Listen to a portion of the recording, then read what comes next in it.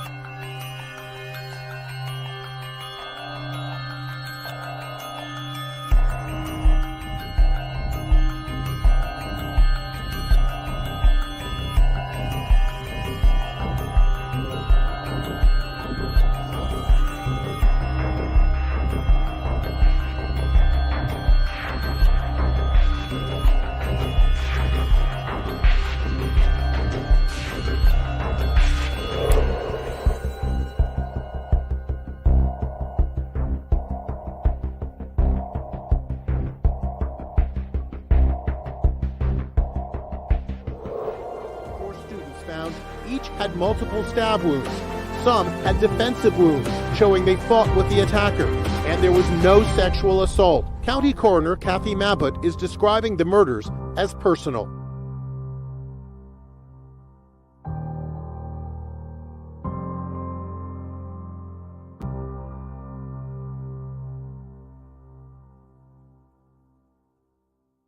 Oops, gotta plug my mic in. Okay, sorry about that. So weird stuff has been happening again. I've noticed on some, let's see, okay, there we go. I think I've got my bearings back.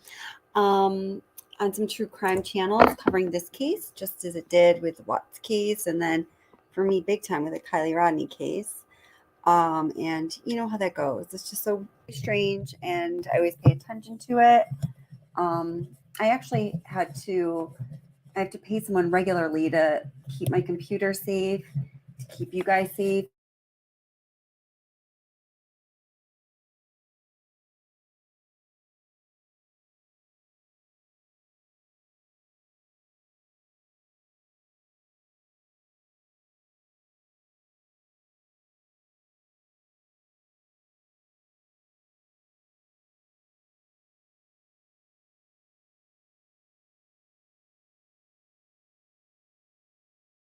There we go. Okay, see, it's crazy.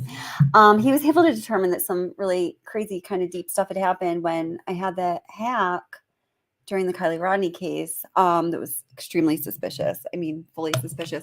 So anyway, and it made basically everybody who visited that anything having to do with anything I was connected to, and this may be the same for some of you. I'm definitely not the only person, at risk of having your information, your machine, and all that being vulnerable. So he cleans things up weekly, and he's actually found a lot of stuff that was absolutely shocking to me.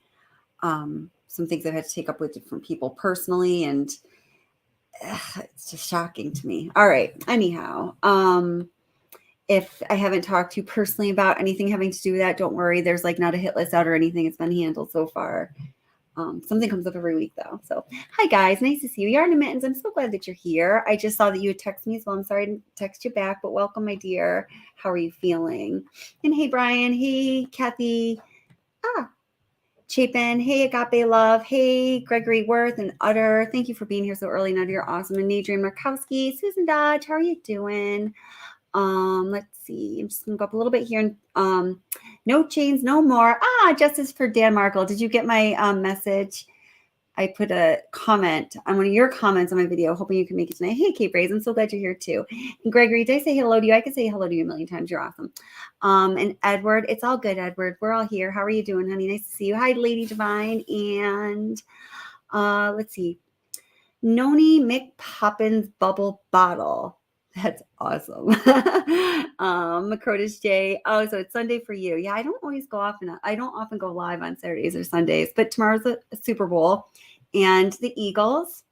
Do we have any Eagles fans in his house? Because I am a super Eagles fan and they're playing the Super Bowl. So it's going to be a busy day.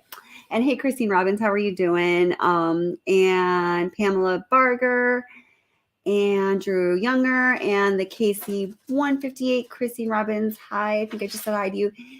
CBGB, yes, Cactus Flower. And I'm not going to go up anymore because I just want to get into the material. If I missed you, I'm sorry. It's definitely not anything personal, I promise. Nope, not for anyone here at least. Yay, Eagles. Woo woo. I'm really, truly excited about this. Oh, awesome. That's great. Welcome, Cactus Flower. My first live. That's awesome. Yeah, Eagles are going to win it, and Eagles fans are super psychotic. I love it. It's so much fun going to like professional sporting games there. Whoa, holy cow. I mean, like, wow, it's like a whole new level of crazy. Hi, Butterfly McCoy. How are you? So nice to see you. And let's see, Janae Rose. Did I say that correctly? I'm sorry if I did not. Okay. Hi, Rebecca. How are you doing? So funny. All right. So, and Lisa H. Noodle. How are you doing? Oh, wow. It's really late for you. Thanks for being here. Okay. So, live stream on Thursday evening. If you haven't watched the replay, please go watch it because I'm just going to go over it very briefly here. So as I've kind of mentioned, I've told some of you personally before the live stream the other night, I've been talking to two students at University of Iowa for a little over 2 months now, since 10 or 11 days after this tragedy happened, before I covered any material. How that connection was made was I had some questions about some very specific things. I did some research on who may have the answers. I contacted 3 people, all of which got back to me. And this one I just kind of kept corresponding with. And then a friend of his also started corresponding with me because he wanted to add to the story. And, you know, I've been talking to them regularly for over 2 months. I intentionally didn't even mention it for a long time because I didn't know if they were going to want me to mention it. And it wasn't the most important thing that I mentioned that, you know, that wasn't the goal ever. So, you know, a lot of people have sent me messages or commented, well, of course, these guys are going to want you to, you know, tell their story. They want their narrative out. These guys from the fraternity, they want, you know, their story out there. But it's not really like, it's not the fraternity story. It's really, truly not. In fact, they're very wary of what they do want to talk about, what they do want to address, because it is precisely not in line with what Sekai wants to be putting out there. And that's, you know, these guys are 21. I mean, that's a hard thing for anyone to handle, especially I think a young person. I think we need to keep in mind always that all of these people, the victims, their surviving roommates, a lot of the people who are giving information or major news channels are pretending are giving them information they're very young. They have the mind of a child in a lot of ways. And I'm certainly not saying that to be demeaning. This is just the truth. And we need to keep that in mind. So, so why have we not heard anyone really speak out from the University of Idaho community? I honestly, truly do not believe that until these guys have wanted to get certain messages out there to the world, more or less in response to their belief that things have just gotten too far. And please watch the replay of the last live stream if you haven't seen it yet. And I explain it in much greater detail. I really don't think that any real legitimate person from the university has spoken out in any meaningful way, unless to make an official statement or before the gag order, the family's making some statements. And that is in no way to be a credit to myself. It's more to say that, I mean, do you guys get the same sense that there is a whole lot of bullshit, fake, false, and just holy cow levels of false and completely sensationalized and dramatized information out there? I mean, what do you guys think about that? I'd like to get some comments about that if anyone's willing to speak on that.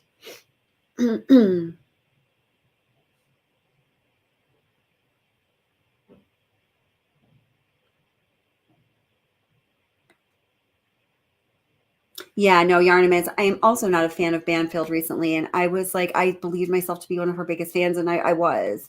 Like I said, ever since she took us into the Gulf War, shock and awe, when that war started. Oh my God, how old was I? It was over 20 years ago. And I've like been following her wherever she goes regularly since then. Because I just like, you know, I thought she did a great job covering that. That was like a really tough assignment. She was in a war zone regularly for a long time with like not a lot of other females or like safety. I mean, to some degree, but it looks scary to me. Let's see.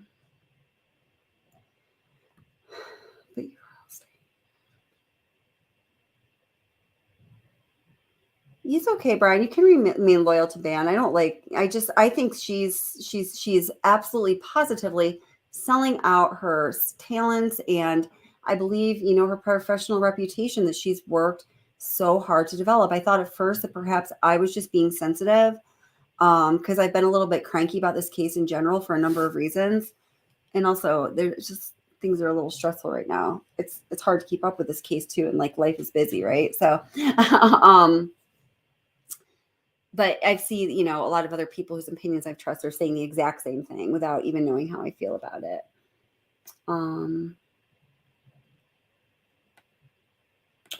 So Edward, this is interesting. I would agree with you, Kelly, but I remember all the garbage that was out there when Lady Diana died in that tunnel in France. Well, okay, so I get ya. And I do remember that too.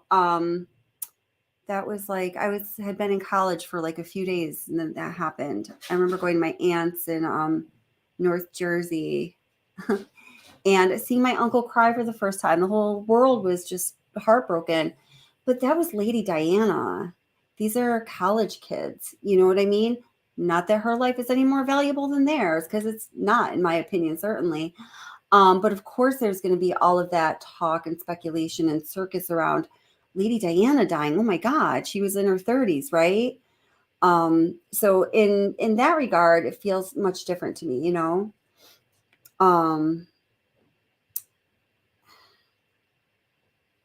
Yeah. God, you know what? I mean, I can't believe, and I am the Watts coverer. I can't believe I hadn't thought about that recently. So CBGB says, media going to milk it for all it's worth. Thought Banfield got in trouble, canceled once before for fluffing stories. Yes, for the Chris Watts case in regards to, oh my God, Trent Bolt. That's right. And a couple other things. That's right. Yep. We know that well. She's leaving next week. Oh wow. Wow. Oh my gosh. Wow. I didn't know that. Oh, I'd love to talk to you about that, Justice for Dan Markle. That's very interesting.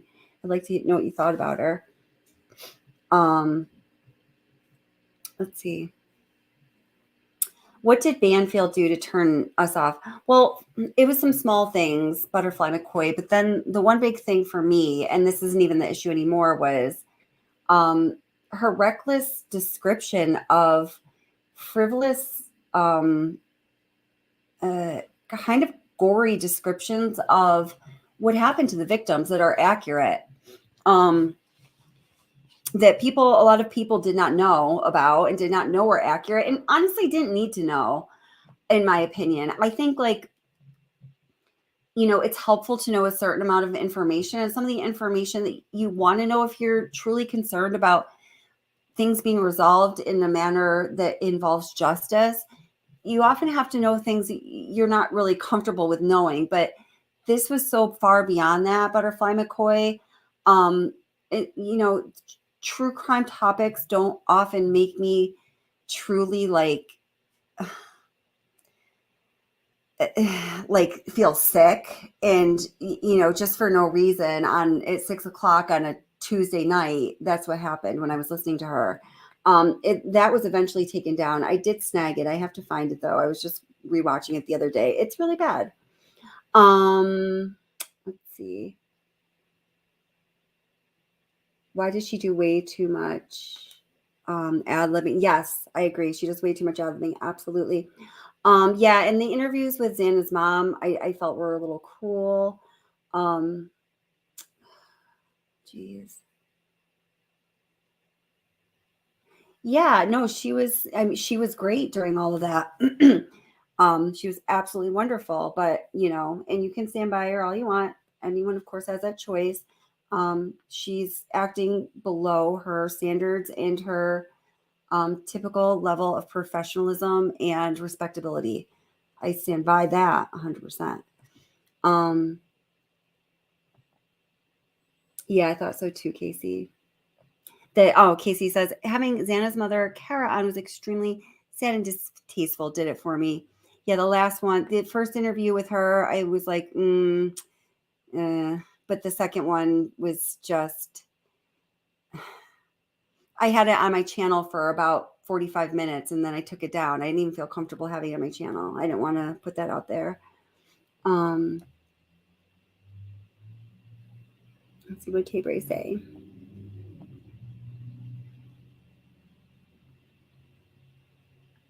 Yeah, that is a good point about the fire in the woods. She has her bunch of shit on it to keep the fire going. Yeah, well, that's what I feel like is happening here. And so my point is, channels like News Nation and Law and Crime, and I don't think Fox News is such a big offender right now.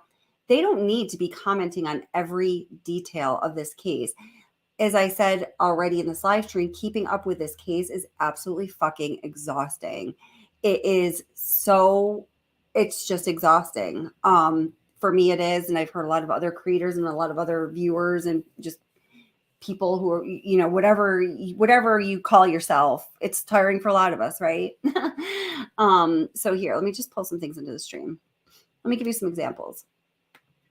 Now, this is all going back to why these two guys who are close with Ethan Chapin, close with Hunter Chapin, in that fraternity, students of University of Idaho, I and two other people have absolutely positively thoroughly vetted them. And when I say vetted, like, I mean, like, done checks they don't know about, not just talk to them and ask them what their mother's maiden name is. And I call that cool.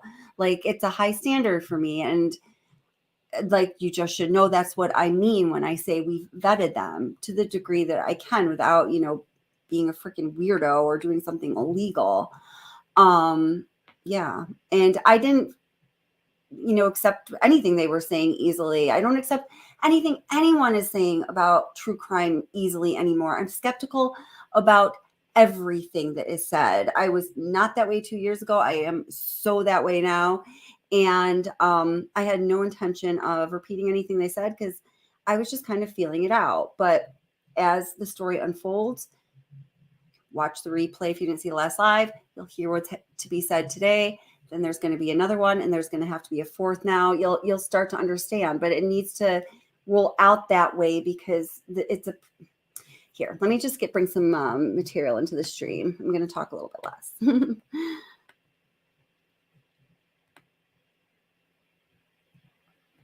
Let's see. So this was just earlier today. Got on my computer, opened up YouTube, of course, what's the first thing one always does, right? And it was just my normal homepage, which of course has a lot of true crime on it because obviously. But I was like, damn, did something, and this basically, it's been like Groundhog Day for the past week. Every time I get on my computer, I'm like, oh, damn, did something like big happen that I missed? It must have, and I start clicking around, poking around. And I'm like, what? I was like, this must be a mistake. This title, this description of this video has got to be a mistake. Because, like, this is not new. This is not even accurate. What? Why are they calling this breaking? What? And then as I was just not even trying to find similar content, but just randomly clicking around like the homepage of YouTube, the recommendations and all of that. I was finding so much of that. I'm like, oh my God, another day of, well, this here. And this is the same thing. The big point here is, it's particularly that person, Kim, and I talked about that during the last live stream, and it's nothing personal against her or the channel she was on. I don't even know what those channels are. I don't know anything about her other than the words that she has said and what, well, I actually do know a lot more about her, but, well, it's nothing personal anyway. For them, she's extremely problematic, but then it's all of this other stuff too. But the Kims of the true crime world are what they believe and what I believe are in a way causing this or fueling it, at least. Which came first, the rotten dinner or the rotten egg? We like never know that answer that question, right? So here. Oops. Here's my volume. Oh. Idaho student. Welcome back, everybody. We have an update for you right now. Hold it. We have an update for you right now, and I just got to tell you, this is Jesse Weber from Law and Crime Network. It has 118,000 views in 10 hours. So just so you know, that's probably going to make them about $1,000 in the past 10 hours just for this bullshit video alone. Let's wait. How many subscribers they have? I'll be able to kind of estimate it for you a little better. It's probably more than, oh my God. They have this video that's been out for 10 hours is making them an absolute killing and not. Okay, let's watch the video now. Okay, hold it. All right. Welcome back, everybody. We have an update for you right now on the murder of 4 University of Idaho students. A source has provided more information about why a roommate who allegedly saw the murderer didn't call 911 right away.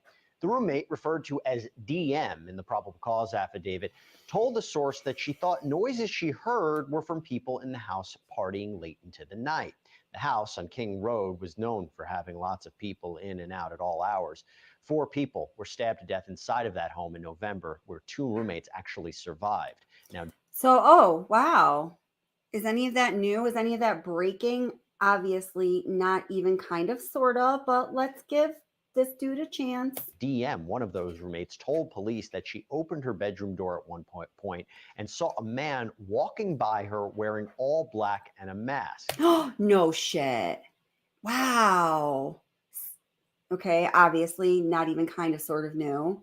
She told the source that she thought he must be a guest of one of the other roommates. He walked right past her and she locked herself in her room.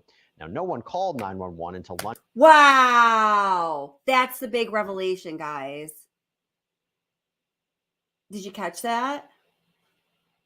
Did you catch the big revelation? In this channel that has, just on their YouTube channel, has 4.5 million subscribers, has been making a huge deal about this in a number of videos within the last 24 hours. So has Ashley Banfield in News Nation. Did you catch the big revelation? Let me just go back a couple seconds just in case you didn't get it. It's super important. Bedroom door at one point and saw a man walking by her wearing all black and a mask. She told the source that she thought he must be a guest of one of the other roommates. Ooh, come on. Seriously? Are you kidding me? He walked right past her and she locked herself in her room. Now, no one called 911 until lunchtime the next day. Police ended up arresting Brian Koberger, a doctoral student at nearby Washington State University, more than a month after the murder, saying he was the man who committed the brutal stabbings. No way. DM's memory now seems to be a bit different from what she told investigators, because in her latest recollection, she wasn't frightened by the random man in the hallway. But you know what? Memory can be a tricky thing. So we spoke with an expert about how memories. So, Law and Crime, what exactly is your source? Because he just stated that her memory is now different than it was when she talked to law enforcement. And in saying that, I'm sure you heard the words, I'm sure you heard the tone. There was an implicit accusation there. Because now she's saying that she wasn't frightened when he walked by. Well, excuse me, Mr. Law and Crime, who exactly is your source? Where did you learn that? Because according to the only two people who have talked about this case pretty regularly, and I actually trust what they say, understanding that sometimes they get the details wrong because of obviously because of the emotional state and situation they're in, which is the Gonsalves parents. According to them, she is still terrified for her life and has been ever since this happened. So that's really interesting. Like, where did he come up with this? Did he just pull it out of thin blue air or out of the toilet on his break before he started this stream? I'm not sure. Can change over time. Well, you don't need a PhD to know that as time passes, our memories begin to fade. She's like, why is he even interviewing me about this? This is uncomfortable, because obviously you don't need a PhD to know that. They become weaker. But what's not so much a matter of common sense is that weakening memory that's fading with the passage of time becomes more and more vulnerable to potential contamination. And contamination can happen when you get suggestive information from other sources. If you're questioned in a biased or leading fashion, if you overhear other people talk about what happened, it can affect you. But we also can alter our own memories. Well, no kidding. All 30 of my resident Howlin' Lop rabbits actually know that because it's so common sense. They are aware of every word that woman just said. So I just need to pull up a couple comments here because now I just need to say this. I already have to, I'm going to pull up some comments and I'd like to discuss the points because my position is going to be like, I don't agree with them. And, you know, I love you guys and I love having healthy conversation here. And I love that we can do that on this channel. So please, it's like nothing personal.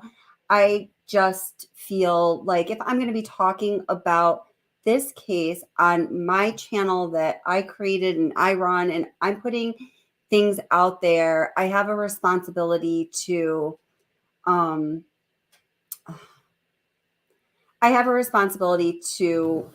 do what I see is appropriate.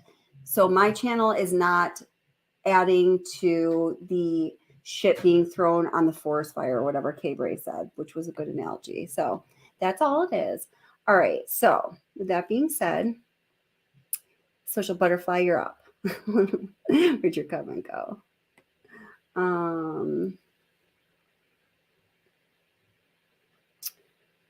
And this is something I've heard kind of say, other people say. I just happened to get my eyeballs in your comment, my dear. Oh, we got Butterfly McCoy and Social Butterfly. So many butterflies. It must almost be spring. Or wait, is that I don't know. I can't remember. All I know about butterflies is when the monarchs come out. And I don't even know what that is. I don't even know what that is, obviously. And I can't look for Social Butterfly and talk about monarchs. So Social Butterfly said something to the effect of that Dylan has told more stories and it's crazy. She's told so many freaking stories. Did I get that right, Social Butterfly? Oh, it's right here. Dylan has told more stories than any person I have ever heard of. Okay. I think so. What I would want to ask, when people say that, like my thought is, okay, well, we've heard that she's told a lot of different stories from Ashley Banfield and Dude from True Crime and,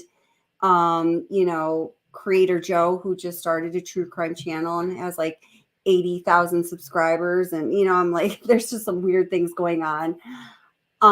And a lot of other people, and that Kim, all kinds of people. Dylan said this, Dylan said this. Dylan's told all these different inconsistent stories. Since Dylan has not spoken out, all I know that Dylan has said, according to what I believe are the only sources I can really rely on at this point, and I do rely on what is stated by investigators through the probable cause affidavit and I want to get back to that point, but it's kind of weird to me that I even need to say that, but I'm not like, I believe that the evidence they say they've collected has been collected, and like, it's pretty straight. I understand there might be some incongruencies, but there's that. So we know what the PCA says that Dylan said, and then we know what the pastor who read the statement from both her and the other roommate, Bethany, at the memorial, we know what she said in her letter through his spoken word. And that's all I really know Dylan Mortensen has said, because she hasn't said anything. So I would like change that statement to say, gosh, people have been saying that Dylan Mortensen has told more stories that aren't in line with one another than, you know, any talk I've ever heard about anyone having to do with a true crime case before, because that's kind of how I see it's happening. I don't know if it's her telling different stories, because I don't know if she is telling different stories. I don't think anyone really knows that. Does that make sense?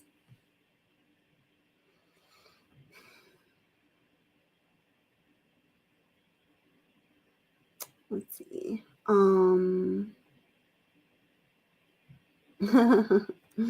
agree with that.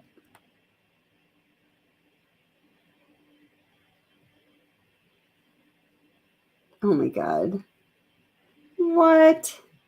Oh, Lala says, what if we told y'all that the one writing the affidavit could be one of the perps?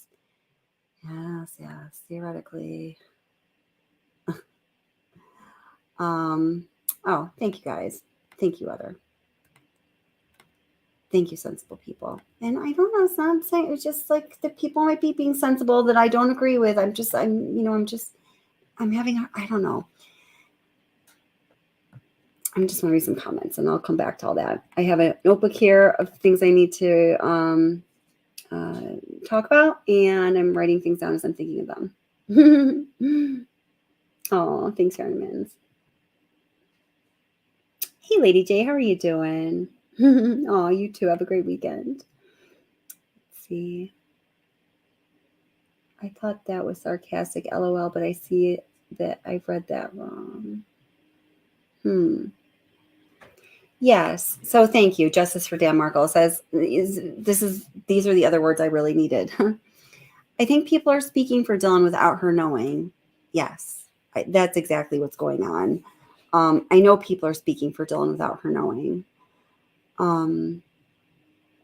Let's see.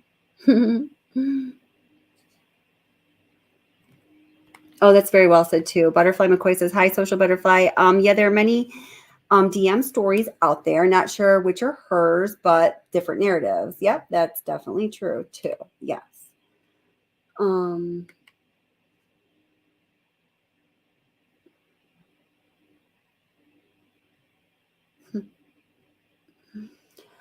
Oh, yes. Okay, so I was going to get to this, but Rebecca Swift just said it. So that info came from the video circulating now. A guy from Dylan's, I'm going to give air quotes, so picture it. Air quote, Dylan's inner circle is talking with her permission. I call fake face fuchsia tongue out. You're so funny. Yeah, I'm pretty sure that guy is fake. And that guy, and I don't remember his name, he's like of the people who have been speaking out, who are speaking out, apparently they're presenting themselves to be speaking out on behalf of the University of Idaho community, or the roommates, or the victims, or the surviving roommates, or the people close to any of the people I just mentioned. The two guys that I've been talking to, I spent a lot of time corresponding with today, almost to the point where I barely stood up and my back hurts. Because I was just taking notes, typing, those are the two people that why are my earbuds turning off? That they are extremely upset with, that have really been at the root of them being like, even if it puts us at odds with the fraternity and other sub communities in the University of Idaho community, they felt like they needed to speak out. So, and I completely understand why. And they're 100% sure that that guy is 100% bullshit. And based on what they've told me, I agree that he's 100% bullshit. I wasn't really planning on bringing that up today. I don't know how much I should or could say about that, but I'm going to find out, and I can hopefully discuss it next time, or hopefully maybe they will come on to discuss it next time themselves, because I prefer that.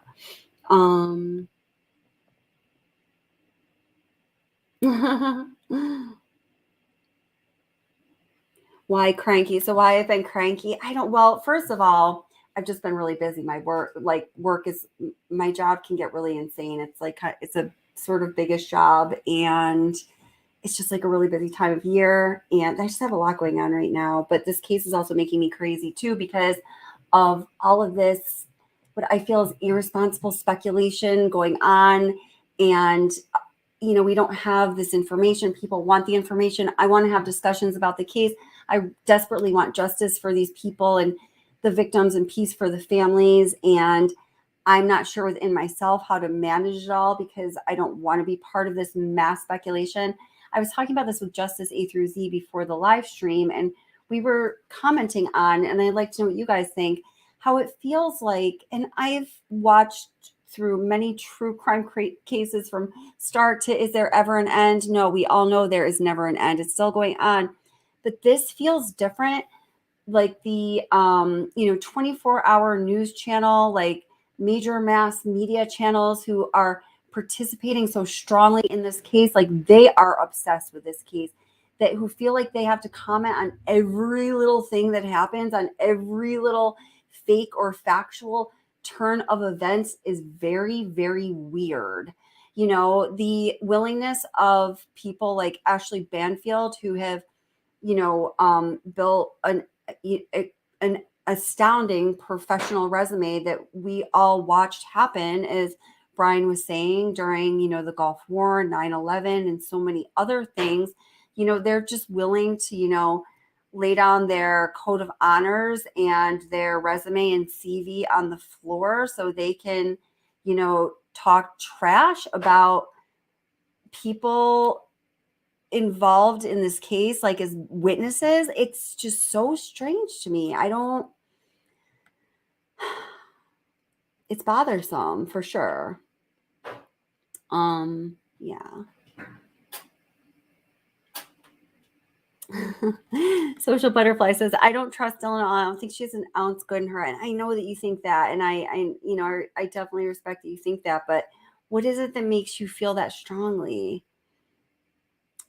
I feel like, I was talking about during the last live stream, I think she has like kind of a look or a presence about her. And like, she has the ducklets thing. And like, I'm just going to be real. I think these are the things that, without thinking about it, kind of turned me off to her a little bit, or made me have this impression of her that might not be true at all. And as I was talking about during the last live stream, and I'm going to repeat it again, and I'm going to repeat it again and again, because it's something that the two guys I'm talking about feel very strongly about, that gets out there, because they say that she is the nicest person, that of all of the people who lived in that house, she's the quietest, she's the most insecure, she's in some ways the most kind of innocent, that she is not like bold and brazen and out to do evil and out to get your man, and had a, sex change operation, and, that, the pictures we see of her, being in the sexy clothes with a sexy look. I was looking through my Delta pictures the other day. I have pictures of myself looking the exact same way. And if you're like, ew, I'm going to unsubscribe, seriously, go ahead, because that is what girls that age sometimes do, she's, so that's how I see it.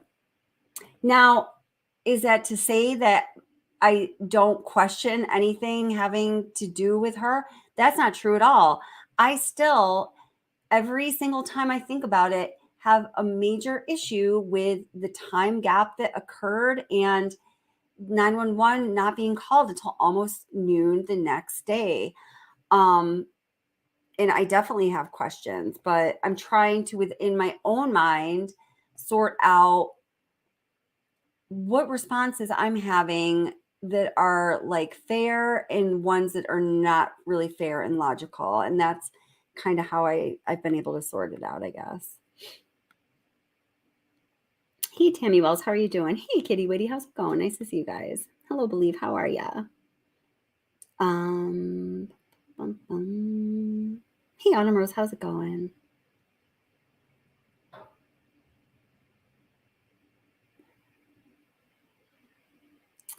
Yeah. So, and we're going to take a look at some of that too. So, Autumn Renee says that's exactly how I took Ashley Banfield's coverage. That it was secondhand, then a writer's perspective of the information, then told by Ashley Banfield. Yeah, and she doesn't normally do that. I'm just wondering what is the big push. I'd really like to know that answer.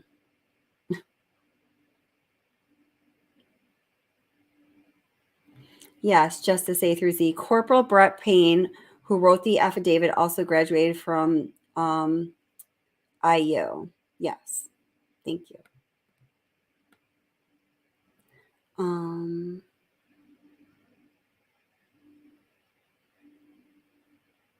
Yeah, this is a good point. People better be careful what they say about DM. Her mama is an attorney. Oh, that brings me to another point. I'm going to be, I don't know if I want to even get involved in this. There are some pictures of some females that are not, that were not ever residents of 1122 King Road. They were not living there, whether now deceased or surviving. At the time this tragedy occurred, who do not like that their pictures are up on, especially on certain channels, I guess. And I don't even know all the details about this, but I know it's going to be an upcoming thing. I personally took down the pictures. I was, given pictures of these people. It's really hard to tell some of these girls apart, let me tell you, but I'm respecting their wishes. And I took any pictures off that had their faces in it. And there are 2 channels that I can consider the creators friends. I'm going to give them a heads up too, because speaking of legal action, I guess they're getting a little, they're looking into it.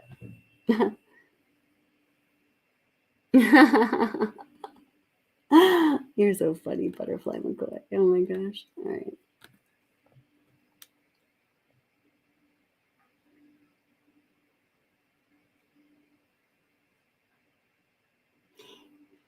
Yeah, I sort of think this is probably very right. Lisa H. Noodle says, I do believe DM knows a lot, but that will come out at the right time. But so will BF. Just a shame that she's getting all the flack.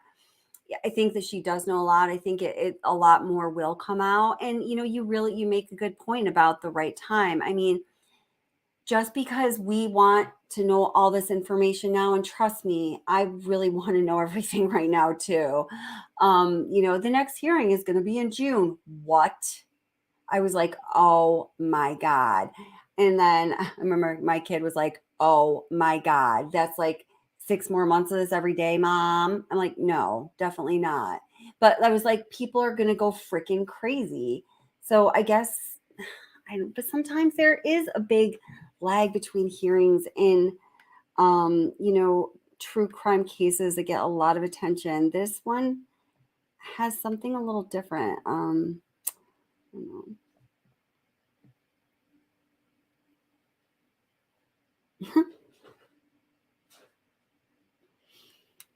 Okay, so I'm going to hold you to this one. So I would love for you to follow up, Lala HK, and tell me what you mean by this. I feel that she wrote that one letter for the memorial. Well, yes, of course she did. She was expected to. And I actually did a statement analysis of her letter reading. I didn't even need to do Bethany's because that one was just so thoroughly authentic to me. It just was like blaringly obvious. And I'd be happy to share it with you, because I was just trying to understand how much I really needed to question her. And I'm talking about Dylan. But yeah, she knew she had an audience. She knew she had to write it. I believe she really did want to be part of that memorial. And I believe the things she said were sincere. I mean, she really focused on each of the individuals and spoke about them in very personal and intimate and endearing ways, and not just in a way that highlighted how each of those victims impacted her, which is going to be a sign of insincerity or lack of caring about the fate of the victims, or, you know, things that are going to imply something nefarious, perhaps, right? When she was summing up, you know, the letter, she said she made some statements that on their own would be alarming to me, like, you know, each of them impacted my life immensely and I'll never be the same. And if you heard that statement, if you were, you know, properly analyzing it using a proper methodology, that could be alarming. But that statement, in the context of being the summary of a beautifully written and thoughtful letter that paid great personal and intimate attention to each of them, is totally appropriate. Oh my God. Thank you, Gregory. Like, sorry. Wait, I want to finish this video too. I'm sorry. I'm a little, yeah. That's called auto-suggestion. What she's saying is just so might have stupid. This whole segment is just pointless. What could have become what did. And we've also. Oh my God. That was just such a stupid thing to say. That meant, oh God. See, yeah, I am cranky about this case. That suspect Brian Koberger was experiencing some workplace like no jokes, no laughing, no nothing, but cranky. He was apparently fired from his position as a teaching assistant at WSU. News Nation got a copy of the alleged termination letter, and Koberger was a TA with the Department of Criminal Justice and Criminology. The letter states that Koberger had an altercation with a professor in September where he was put on an improvement plan, but evidently had another altercation with the same professor in December. Before Koberger went to Pennsylvania to stay with his parents for the Christmas holiday, he was informed about his termination. Experts told News Nation that problems of the job could have been triggering for him. So Brian, let's talk about here the roommate's explanation of seeing who she believed to be so here's the thing. So he just referenced News Nation, okay? So News Nation, and we're going to listen to some things that Ashley Banfield and others from News Nation have had to say, except for my boy Chris Cuomo. He is sticking to the professional journalistic code of ethics. That's why he's my boy. He's heard him doing anything even wrong, but some of them are going crazy. So he just said that, you know, News Nation got this letter from, or, you know, the University of Idaho. And the investigators or experts then told them that, you know, those things that happened to Brian Koberger, like losing his job, could have been triggering. So when both Law and Crime and News Nation are being more specific about where they're getting information other than to just say source, it's something bogus like that. Oh, their experts are telling them that losing your job could be triggering. Is there anybody in chat right now or watching the replay that does not know that losing your job is considered to be one of the major 5 traumatic events that happens in a person's life? If you don't know that, you should know that. And we can talk at the end of this about what the other 4 events are. And if you ever going through them and you're feeling really out of sorts or not like yourself, you should get support. Why she didn't call 911 right away. How does that affect the case? So 2 things, Jesse. Even from her first kind of explanation as what happened, when she said she opened the door and saw the person pass by, she doesn't say how far she opens that door. I think, and I suspect it was just a crack. I think the defense can hop on that. But the second part is this whole memory issue. If her memory seems to be contaminated with her own thoughts or suggestive questioning and going back and forth like this, don't forget her memory connects us to the bushy eyebrows, connects us to where he stepped supposedly for that footprint, and also connects to his size. These are big parts of the affidavit that led to the arrest and could be big parts of this case that identifies Koberger as the suspect. If they can shake up, they being the defense, her memory of the events, it could be detrimental for the prosecution's case. Oh, I agree with you. But Terry, everyone's been looking for a motive about why he might have done this or allegedly done this. Problems at work, termination, could that be a factor? Oh my Absolutely. God. Listen, the murders occurred November 13th. And Isn't this the dumbest segment you've ever heard? I mean, this is ridiculousness. really had the first altercation in September. And he was supposed to be on an improvement plan, and he failed that improvement plan. And ultimately, November 2nd was when he got that plan. And that was right before the murder. So I definitely think he was wondering whether or not he was going to be fired. And he was worried about his job. He was worried about the fact he may not actually get his PhD, and this could have been a triggering factor to the murder. Now, obviously, he didn't get terminated till after the murders, but all of this must have been going through his mind. And I think it just escalated because he continued to have other altercations even after the murders. Yeah, we have the how, we have the when, we have the where. It is the why that is that outstanding question. Oh my God. Guys, that was their breaking news. Like, I can't. Oh, when I said I want to get into the nitty gritty, that's Clark Walton's space. He is a principal forensics and cybersecurity expert for Reliance. I don't even know if I can stomach her today. I seriously, that's how I'm starting to feel about her. I'm sorry. I've always loved her too. I do not like this. You know what? I actually haven't listened to this one. This actually looks like it could be kind of interesting if it's the description or the title is not a complete farce. So let's just listen to this together, and then I'll get to the stuff that is for sure a 100% proven farce. And then we haven't talked about the fight. I don't even want to say the fight. What I was planning on focusing on for this live stream was what I have learned from extremely reliable and vetted sources that I can't really use the word verify because I wasn't there, but I'm going to tell you, and you're going to think what you think of it. Okay. So, about the dynamics between the people who lived in that house and the boyfriends and some other things that were going on, that are pretty freaking interesting. Oh, when I said I want to get into the nitty gritty, that's Clark Walton's space. He is a principal forensics and cybersecurity expert for Reliance Forensics. He's board certified in data security. He's a former cybersecurity analyst for the CIA. He's also a All right, now we're speaking my language, data and pie charts. Maybe this will be okay. former prosecuting attorney. Mwah, chef's kiss. You are perfect, Clark, for this. Get me sort of on and off the ledge on this, because I always want to know that there's lots of evidence. If you're going to bring a guy in and charge him with quadruple murder, I want to know that there's lots of really good evidence.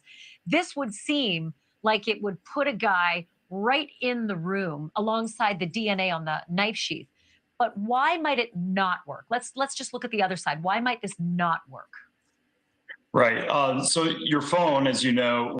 I just wanted to point this out because, again, this was something that's really important to the people I'm talking to that I make a point of as much as possible. And, I believe this about Dylan because of the emphatic nature in which they talk about this. And I hope that soon you get to hear this too, because I think you're going to feel the exact same way. So Autumn Renee says, I think Dylan looks sweet, affectionate, and gentle. That's exactly how she's been described by the only descriptions I've heard of her, which, again, I said this last time, wasn't a ton of people, but it's a few people who actually did know her for real quite well. And that's, using words like that is the only way she's been described. So to me, I mean, I could be missing something, of course, but all I can tell you is what my experience has been. When you're walking around with it, it is trying to talk to the rest of the world any number of ways, right? Bluetooth and your cellular antenna and near field communication. But it doesn't necessarily mean that those attempted handshakes that you just referenced are necessarily being recorded. Not every single action that your phone takes is necessarily going to stick with that phone. If a forensic examiner were to look at it days, weeks, months later, yes, that handshake could have occurred, but is there going to be a record of it on the device that a forensic examiner can pull back? Okay, so let me take that one step further, and I'm going to just be full disclosure here. I am a complete idiot when it comes to this stuff. I have to hit all the buttons 100 times and then reset just to get something to work. But I do know this, my phone is connected to my Bluetooth speaker, and my phone knows when I go from portrait to landscape, and it keeps that as a record, as I learned in the Murdoch trial.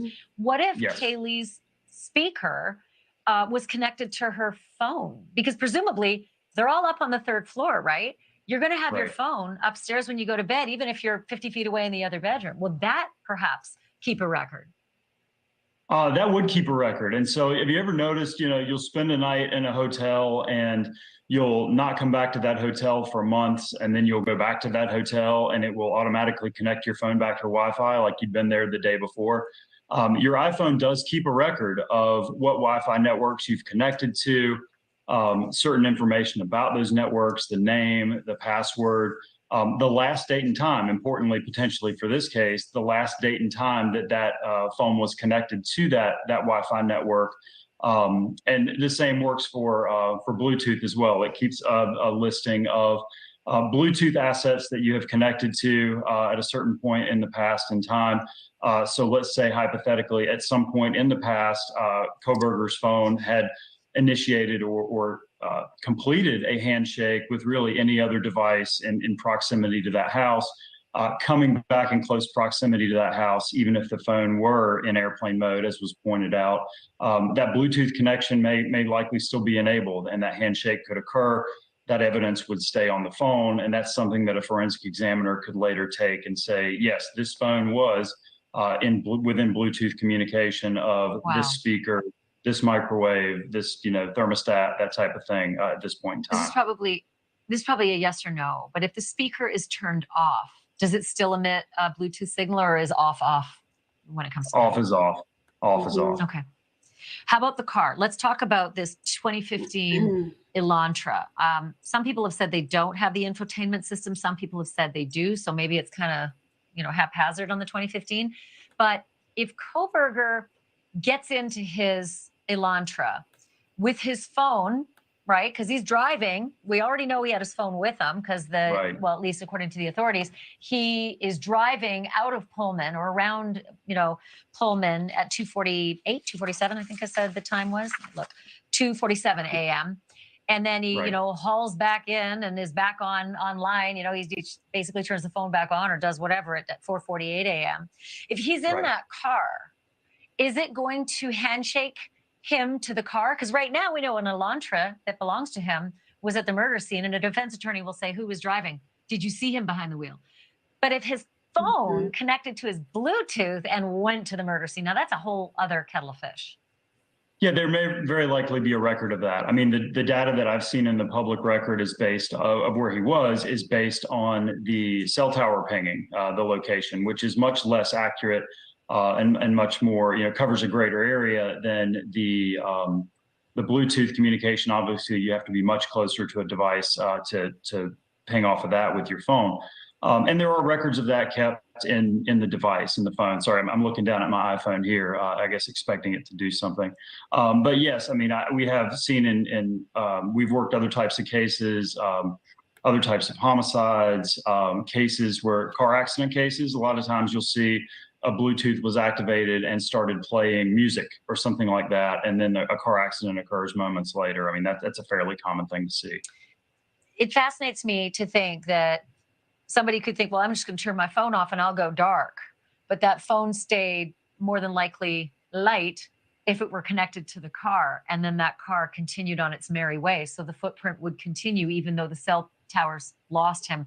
All of this allegations, he has the right to remain innocent until proven guilty in a court of law. But man, this evidence, it's pretty fascinating stuff. Hey, Clark, thank you for this. I said you were the right person and I was right. Will you come back again? Thank you.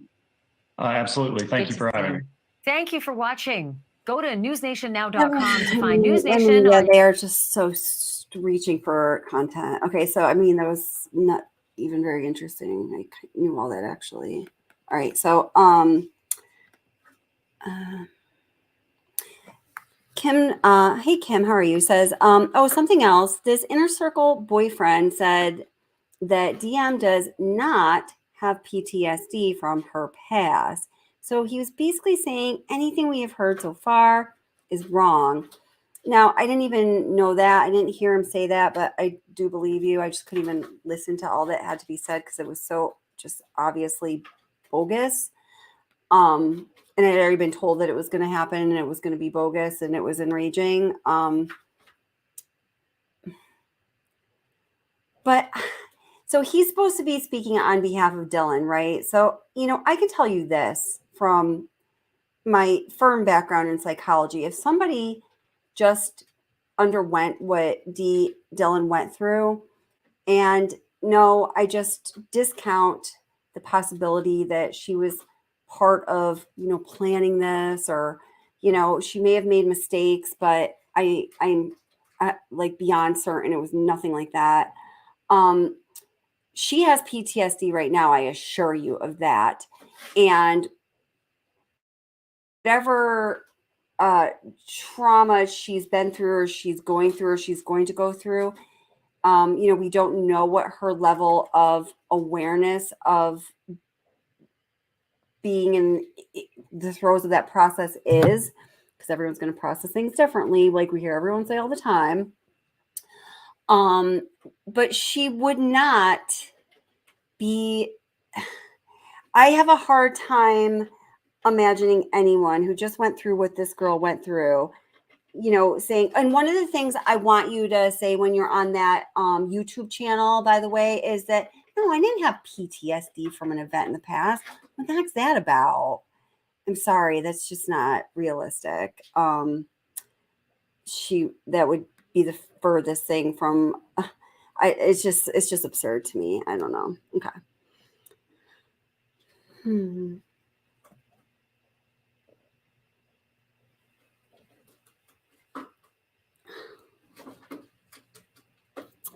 I don't know why. Okay, so Lala HK says, I feel like Brent was swatted, and if BK would have been there, I feel like they would have executed him as well. Not to mention the way Payne found the sheath. All right, so what makes it so difficult for people to believe that a dumbass like Brian Koberger would make a mistake like that when regardless of what a creep he is or otherwise, let's just say that he did commit this crime. I know it's hard to believe, but for me, like, that's an extremely ironic statement. But let's say he did commit this crime, even if he had done this before, unless he was like Ted Bundy or a BTK, which he's not. Unfortunately, it sounds like he may have aspired to be, which is, just like such a, such a problem, obviously. He would have been very nervous, or he would have been in a state of, like excitement, like elation. And I'm not just talking about his like surface mood. I'm talking about, from a very like deep down, like chemical, hormonal, physiological, involuntary sense, like things in his body, mind, psychosomatic connection would have been happening that he probably was not accustomed to. And although he thought he was like Superman and the smartest person in the room, he's obviously not. And he probably, I'm sure he couldn't handle what was going on. I think he was definitely caught by an element of surprise. I personally don't believe that he intended to go in there and murder all four of those people. I think there were a couple surprises that he encountered, and all of that is debatable, and that is speculation. That's just that's what makes sense to me. So back to my question, why is it so hard for people to believe that he would have made a mistake, like leaving the knife sheath there? I mean, it was dark. I personally don't believe he anticipated there were going to be two people in Maddie's bedroom and two people in her bed. That probably really freaked him out. It was dark. Have you felt like one of those knife sheaths over a knife like that? Because it's like, I can imagine how, you could think you put it back on the knife, or you could be like, oh my gosh, where's that small, relatively light piece of material compared to, what it's supposed to be protecting you. I don't know. I just think it's completely plausible, and one could easily believe that Kohberger would lose the knife sheath. Oh, happy birthday, Yarn and Mittens. I didn't realize it was your happy birthday to you. Happy birthday to you. Happy birthday, Yarn and Mittens. Yay! Happy birthday to you. Woohoo! So you are a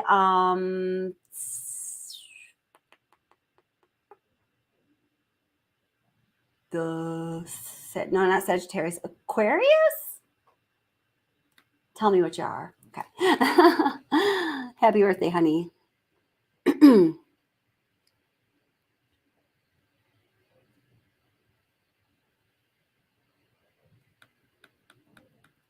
Yes, that's why he's my boyfriend, Autumn Renee. I just think he's funny. He seems like a cool person. Oh, I'm sorry to hear that, Justice for Dan Markle. That's very unfortunate. I think you can see she would definitely lack sensitivity for victims, any victims really. All right. Oh. Uh-huh. Sorry, I'm trying to read through these comments. I don't want to get to some other things, but yeah, okay. I'm glad you said this, Heavenly Clouds. I meant to get back to that too.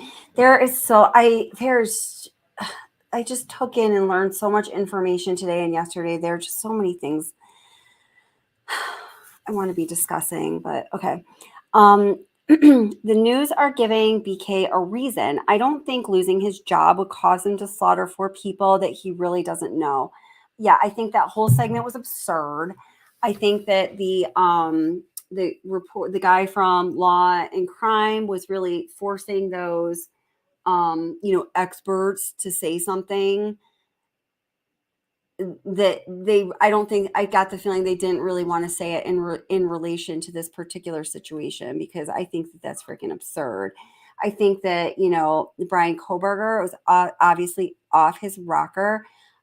He was clearly becoming unraveled. I think that he knew he was getting close to, if he hadn't done before, committing something absolutely horrible. And again, therefore having that level of anxiety or nervousness or elation or excitement that he was not able to control. And from what we do know about him, like facts we know about him, he was not a person who was in control much of the time. He had issues with various things throughout his life that indicate that he was not a stable person. He was very erratic. He was very, just not stable. So yeah, everything you said, Heavenly Clouds, and all those words too. Hi, Marguerite Oliver. It's nice to see you.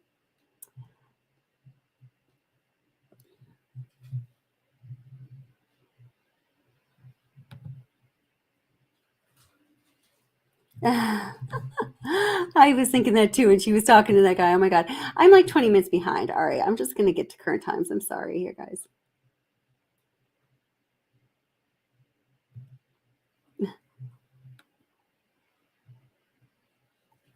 Right, Lisa. He circled the house like a buzzard. So losing job has nothing to do with it. It was funny, yeah. Ah.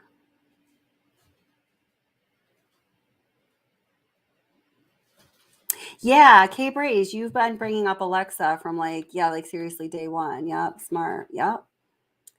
Yeah, I think we don't have we don't have access to a lot of the information at this point. And at this point, we don't have the right to have access to a lot of things.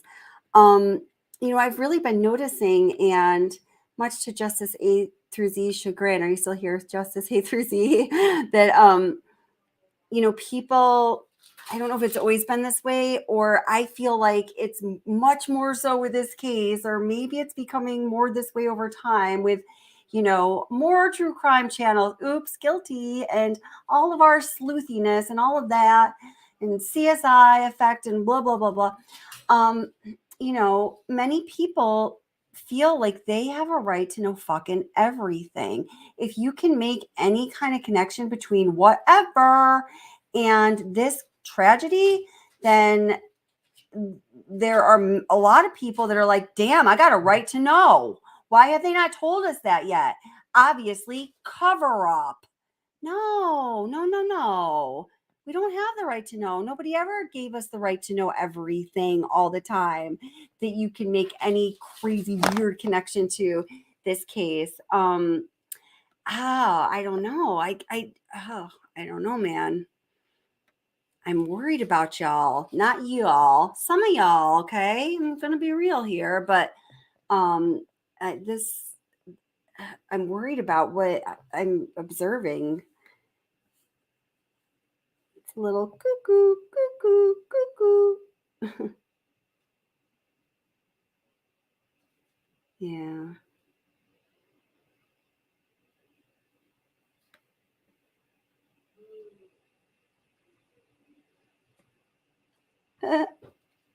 Yes.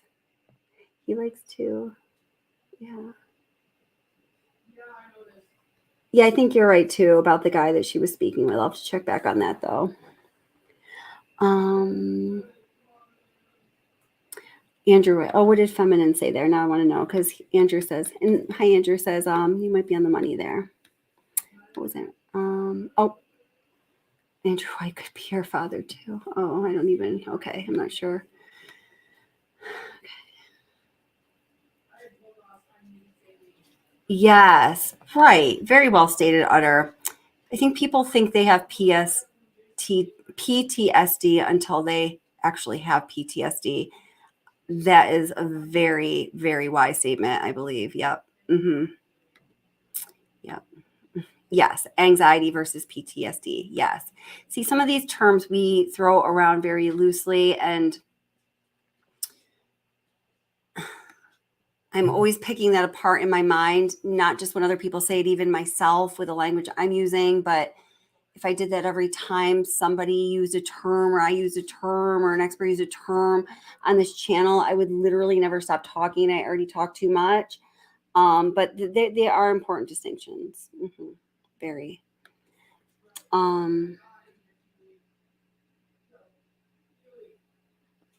So Justice A through Z, what is the narrative that's so hard to believe? Okay, so this is another thing. So Justice A through Z and I do not see eye to eye on anything having to do with this case. Like, we just don't.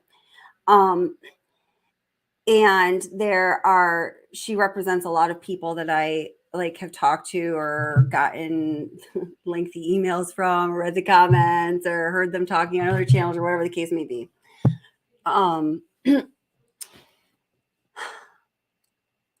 I'd like to know.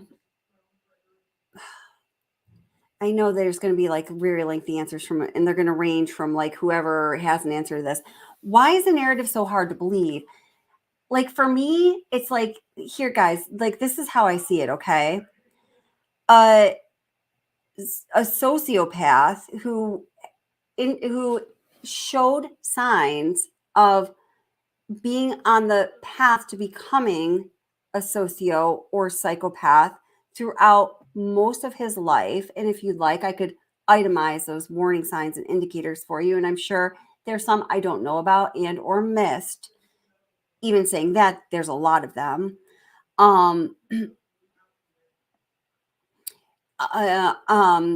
Became obsessed with a lot of things, including his weight, women, his relationship with women that was always very troubling, heroin, all these things that he became obsessed with in a certain way.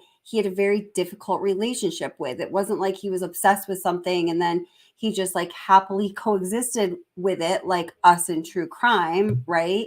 Like sometimes you're obsessed with something and you're just like, I'm so obsessed with it. I'm going to make a YouTube channel about it. I'm going to talk about it for like 7 hours in a row through the middle of the night, a couple days a week, because yeah, man, that's what I'm going to do because I'm obsessed and it's great, right? And now we're just looking at Ashley Banfield. Just going to take her over for a minute. The kind of obsession he had with various things was an obsession that necessarily included dis-ease and discontent and turbulence in his relationship with the object of his obsession, which really, I believe, is all very symptomatic of the troubled relationship he has with himself, which is indicating, I think, his sociopathy or possibly like psychopathic tendencies.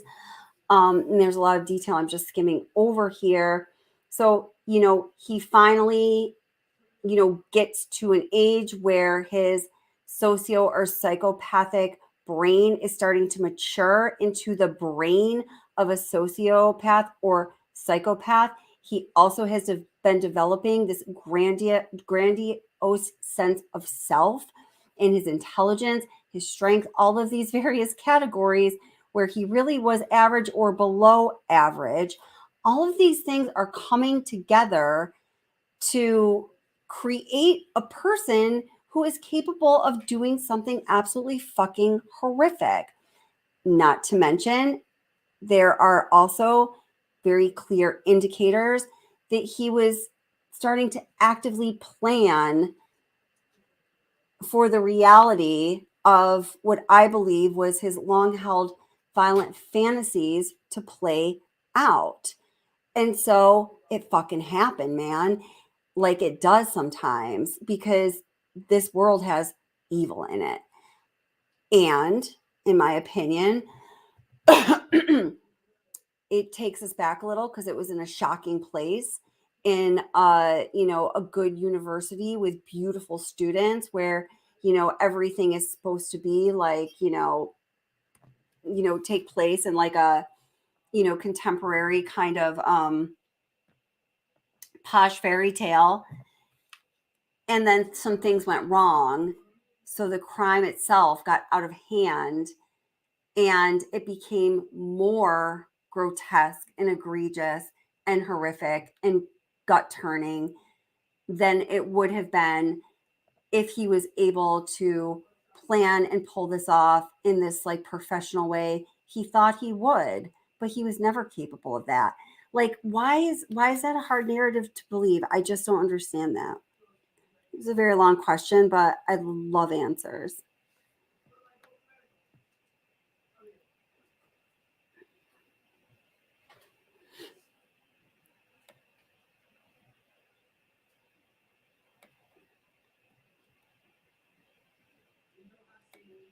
Oh, I'm going to put the link up. I don't want to do like an extensive open panel at all. If anybody would like to come up, just like answer a question, like I just put that question out there, I would love for you to come up. I will listen. I won't argue with you or anything. I would love to hear what you have to say. But I'm also not going to make this terribly long tonight. And I have to start moving on to my my written down agenda here too. But why is it such a hard narrative to believe?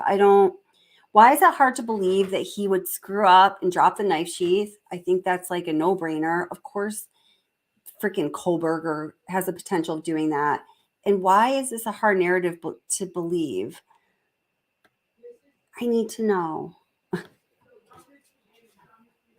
Pride or Honesty. How are you doing? Exactly. My future husband, Pride or Honesty, always comes in with a sensible comment. And he says, the stress anxiety of wanting to commit the murders caused him to start losing his job, in my opinion. Yes, all these being signs of him becoming unraveled as he was gaining this kind of like weird, like delusional momentum towards actually committing this crime. I mean, it's a little bit textbook. in the believable way, because it's, you know, it's a pattern that people who commit crimes like this fall into. He fits it.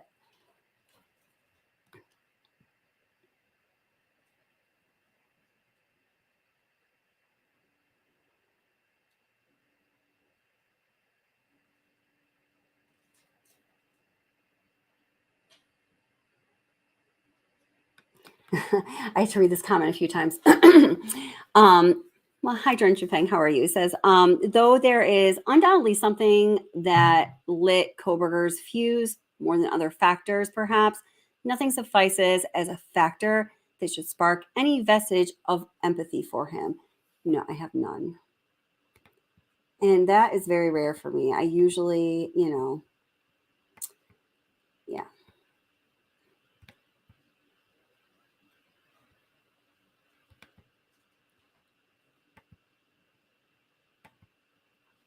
Oh, does anybody want to come up? Did I provide the link? I'm sorry. I don't know if I did or not.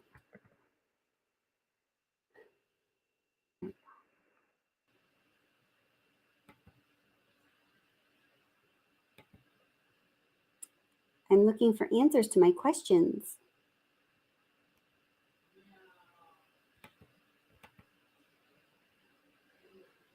Oh. Maria R., thank you. You're amazing too.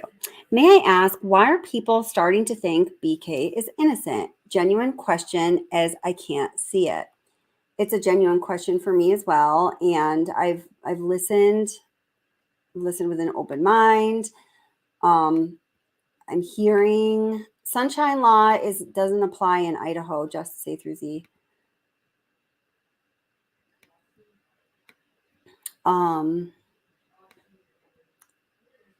So yeah. So are you willing to answer what part? And I just want to hear. I don't even have to respond to it.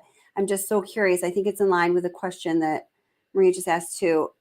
Just to say through Z or anyone, like, what are the unbelievable parts of this narrative?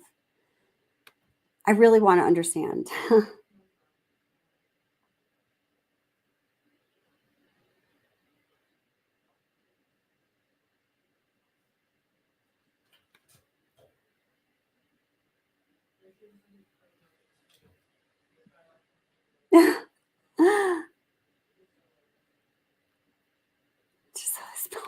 You guys are crazy here in chat.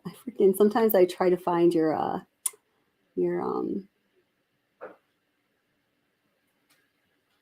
what you're actually talking about. And I finally realized what you're talking about. It's just hilarious to me. You guys are awesome.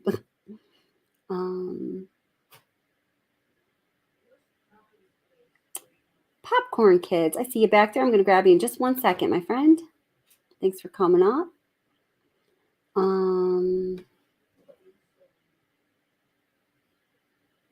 Just trying to find the answer to this one little thing here.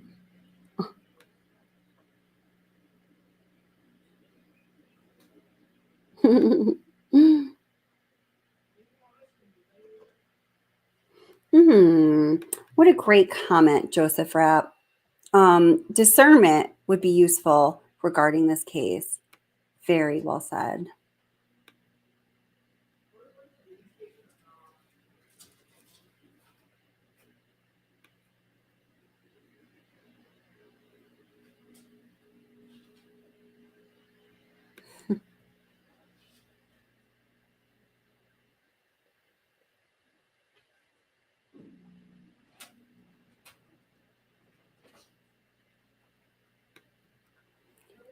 What's going on?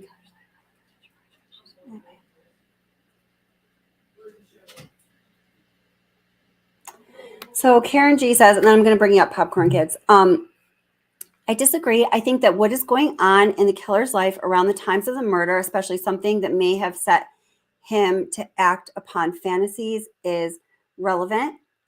Absolutely it is. But, you know, from the psychological profile that I have of Koberger, that I've had of Koberger way before we knew there was a Brian Koberger, because I didn't know that anyone named Brian Koberger even existed, but just the profile I had of this person, and how it was possible for something this horrible to happen in the manner it did, where it did, in this very unsuspecting way, according to, I believe, probably everyone but him.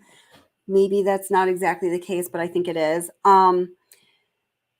You know, which came first, the chicken or the egg? We don't really know. I think what is more likely is that as it has to do with his age, it has to do with his history, it has to do with his history of psychological indications, it has to do with his history of obsessive addiction type behaviors and fixations.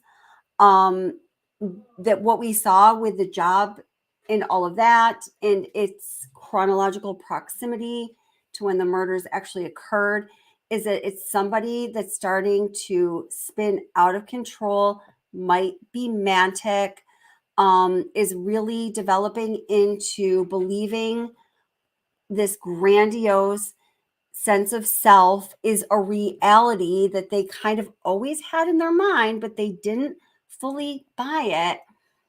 That's what I was saying when what we saw happen with him, with it, especially with when we learned the information about the jobs, which I did look into, and that appears to be, I don't know if all the details are exactly accurate, but the main gist of it is accurate.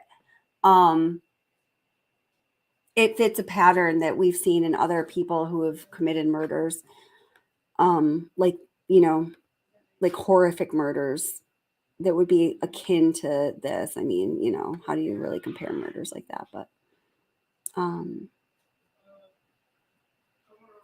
yes, yes, stalker. Yes, on this channel we try to not use stalker in a colloquial way. Great word. So stalking has to, in my legal definition, and hey, I'm going by New York State's kind of definition, but you know, it necessarily implies that there was fear that was invoked in a person, the stalkee, the prey, the victim. Or there's another qualifier, but I'm too tired to remember it. But I'm going to bring Popcorn Kids up. Hey, Popcorn Kids, how you doing? Hello.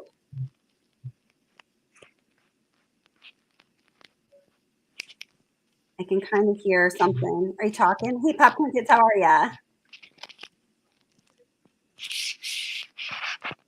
Oh, hey, Just Larry, how are you doing? I'm just not trusting that. So I don't know. Couldn't hear anything. Okay. Thanks, Just Larry. I 100% agree, Kel. Good. I'm not sure what I was talking about. Oh, that was only 8 minutes ago. Nice to see you. Hey, 2 live streams in a row. It's great to see you, Just Larry. Are you doing anything on your channel anymore? I haven't been watching any YouTube, but I would like to know that. I know a while back there was a woman that was coming on, and I can't even remember what you guys were talking about, but I liked it and I liked her.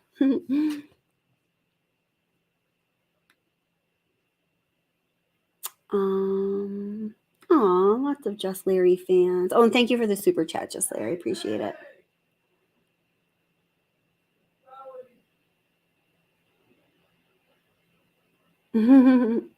Aw, I have always such smart people in the chat here. Brilliant folks in this discussion. I just gleaned vital info that is very helpful. That's awesome, Justice for Markle. And you're pretty, I was just going to mix the metaphors. Do you want to be a smart cookie or a sharp knife? And let's not be a sharp knife. You're going to be a smart cookie. Yeah. Yes. And justice for Xana, Ethan, Maddie, and Kaylee. That's always the most important thing. Oh, good night, Maria. Are you going? Whoever's saying good night, and I hope to catch you again soon. Okay, so let us get back to oh, good night, Yarn and Mittens. Oh, it's my girl. I'm so happy that you're feeling better. I'll text you tomorrow for sure. Yeah. Kelly, we think alike, so we could be sisters. That would be awesome because I'm an only child as far as I know, and I always wanted to have a brother or sister. Let's shoot for that. Oh my gosh.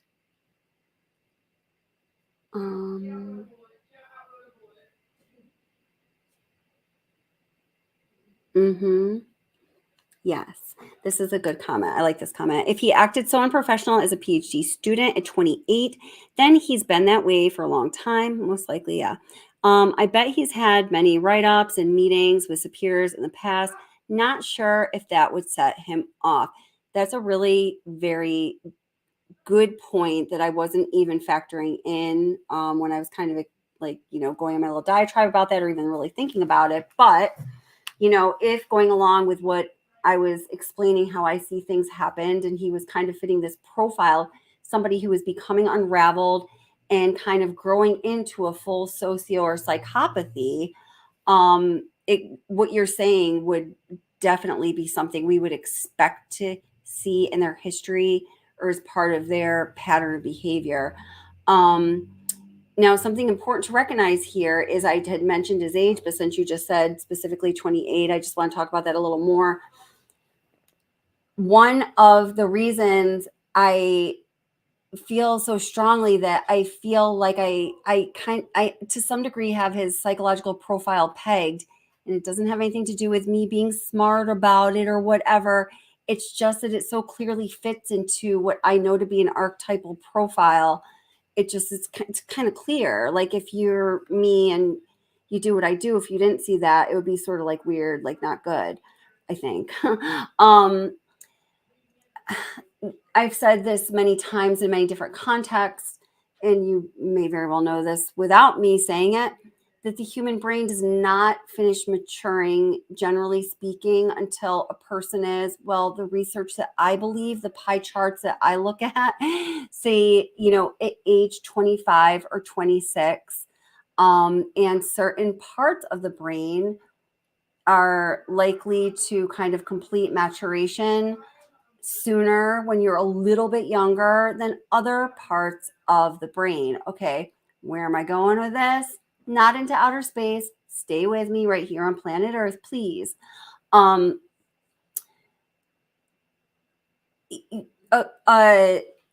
psychiatrist or any diagnosing professional, and it doesn't necessarily have to be a psychiatrist these days, especially in the school system, but we're not going to get into all of that, will not diagnose a person with certain psychological conditions or apply certain labels until they are of a certain age, which is usually around the age when we know that a person's brain has fully matured, so to speak, which is usually around 25, sometimes a little earlier, sometimes not until 25, depending on what it is. So you're not going to give somebody, you're not going to diagnose like I worked with a 15-year-old student who, if you did not know her age and you read about her behaviors and her psychological profile and everything about her, and you kind of knew the material you were reading, you would say, oh, she is definitely borderline personality, 100%, all the way, all day long. But because she was only 15, that diagnosis is not available. And I think rightfully so, because there are other things that could explain the behavior, and a 15-year-old exhibiting like everything that would be symptomatic to diagnose borderline personality disorder. And for a 15-year-old, it could be explained for other purposes. But for somebody who's a full-grown adult, it would not be fitting. Does that make sense? So people who are truly sociopaths, who truly have psychopathic tendencies or are considered to be psychopaths, start to exhibit the typical hallmark socio-psychopathic behaviors, usually between the ages of 23 and 28. Around those years when the human brain fully matures. That's exactly where Brian Koberger was. I believe that was happening. If you look at a lot of, repeat killers, serial killers, spree killers, barring, well, even some of the people that are like the school shootings, which I hate even talking about. Some of them are younger, some of them are of their age, but you're going to find that the age of most of those people that I just named, those kinds of killers, they're gonna be around that age when they are caught, when they started, when they were finally apprehended, because they're out of control. There's usually an element of, them being manic that dictates a lot of what they're doing. And they almost always have a grandiose sense of self that makes them think they are larger than life, but they're really making human mistakes, like dropping the fucking knife sheath,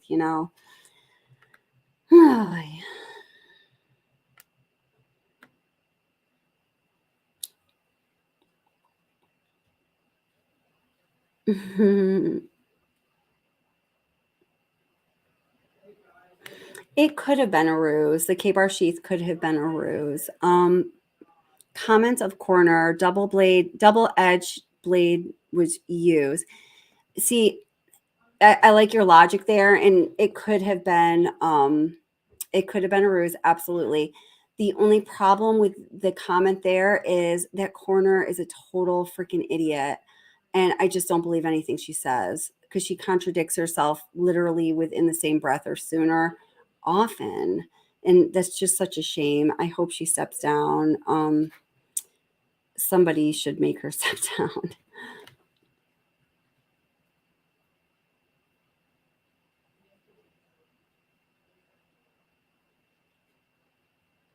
Let's see. Autumn Renee says, this is a good point. The bar's alleged experience with him were disturbing and match Casey's comment. How'd he harass people, women so much? So they had made a note in the system until one night the manager had to confront him. So apparently, and I actually did talk to that manager, where that location is, that bar, the brewery is really not far from me at all. Where Kohberger was arrested was only 50 miles from where I am, and the brewery is even closer. But I didn't get much more information than what we got through the articles and the interview that already occurred. But I did clarify a couple things with him, and that was that the notes that he described that were about Kohberger, those were typical notes that were made of, they made notes about customers frequently. Maybe just, have you ever worked in a restaurant like that? Maybe just kind of entertain yourself or bond with your coworkers, or just because I worked in restaurants for a number of years doing a number of things. I was just thinking about that today, all the crazy places I worked. I would have really creepy ass people sit down at my bar, and if there was somebody new working there, especially if it was a woman and the creepy ass person was a guy, and especially if she was young or seemed a little vulnerable to me, I would definitely want to give her a heads up. So if that was like a means they had available to do that, they utilized it. I did confirm that. So I don't know if that's what you were saying, but I thought it was important for me to just know that making those notes is something they would commonly do. It wasn't like so super out there, but nevertheless, what was not common was where those notes would turn into a situation where he, the manager, would actually have to confront a customer. And then what was even less likely to happen, or less, something he experienced less, was the very bizarre reaction that was given by Kohberger.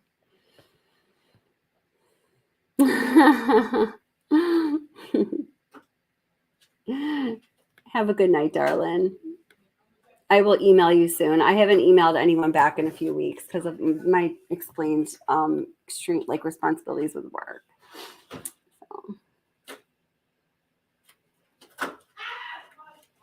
So. No, you're right. So just getting by solo, and hey, how are you doing? Glad you're here again. Says, disagree. Teens kill like this too. Yes, absolutely they do.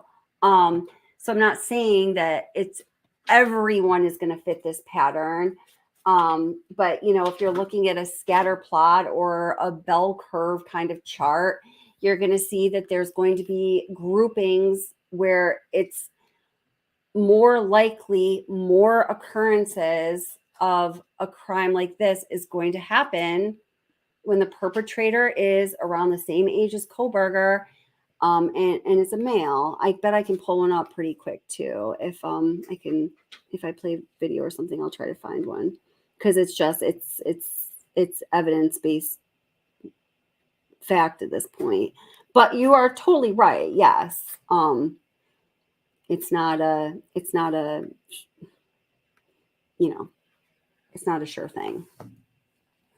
With human behavior, I mean, I think the best we're ever going to get as far as understanding really hard to understand psychology and mental constitution and just human behavior in general. And that is my, area of expertise and my area of study, is to be able to identify patterns and identifying patterns of behavior that has already occurred, and then studying those behaviors and following up with those people to eventually link those behaviors to outcomes in using a scientific method of sorts. So you're not making up causal relationships that are not there, which is what I think a lot of people are doing right now with some pretty not likely whatsoever in this reality theories.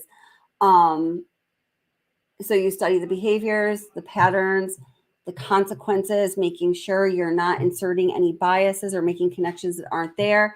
And then that knowledge that you have found through all of that study and making legitimate connections informs you about future behaviors. And that information can allow someone like me, who's a behavioral therapist, to help. I work mostly now with teens who have very serious behavioral problems that are making it difficult for them to get by in life, can help them change those behaviors so their life can be of a higher quality and more enjoyable, and used for good for themselves and other people, and not to harm other people, right? Koberger needed a good behavioral thing. He needed a lot more than that, really. That's not even, can't even say that. I thought that one bar incident was debunked. The one in Pennsylvania? Definitely not, because I talked to that guy myself. Again, I didn't learn much more than, I know someone else that talked to him too. I mean, if anybody wanted to, I'm just a little tip. If any creators are out there, anyone super curious or ambitious, he's talking to people if you call that bar. I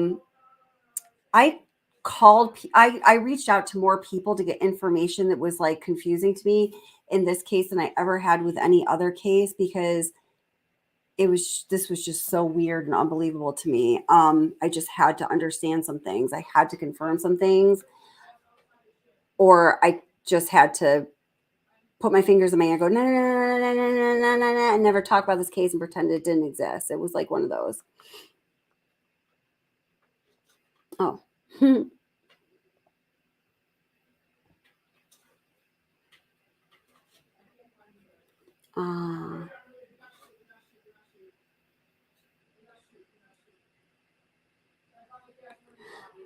My last post being sarcastic, and hey, how are you doing? Let's see. Blues hockey fan, number one Blues hockey fan. You hear screaming at my house. Don't anyone be alarmed. If you hear someone just go, I think someone just shot me, don't be alarmed. Don't call 911. Not that you know where to send them. Hopefully you don't. Actually, there's a couple. No, I don't actually. There's only two people that I know through YouTube that actually would be able to accomplish that, and neither of you are here, as far as I know. My son's playing video games 2 rooms away from me, and they're obviously violent video games. So number one Blues hockey fan says, Kelly, my last post being sarcastic. Seems like some think BK is being set up or has a conspirator, or Dylan, law enforcement, is lying, having their own thoughts on things with their own facts, waiting for trial. Amen. I am so glad that you understand what I'm trying to say here and what I'm thinking too. That's my perception as well.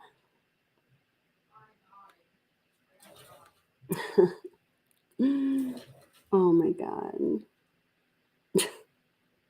I'm sorry. I just have to tell you what's on my mind now. There was one, it was a couple like weekends ago. I think it was after my last live stream. I didn't put up any material with this case whatsoever. I talked to those two students that I've got to get back to. I corresponded with them a lot.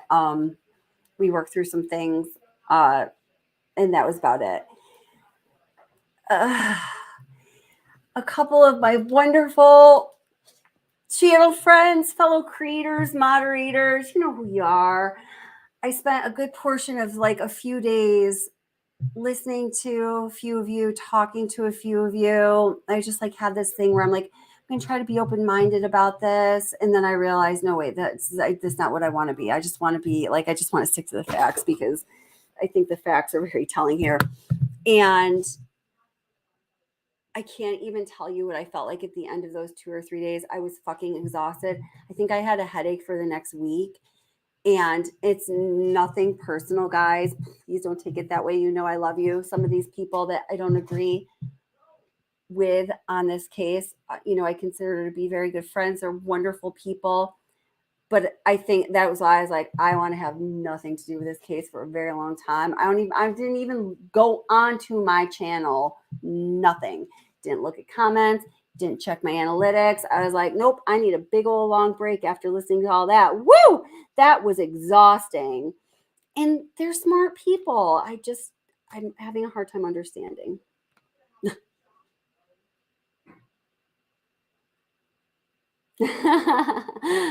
Nope, that wasn't from the bunnies getting really big. That would be scary. Seriously, though.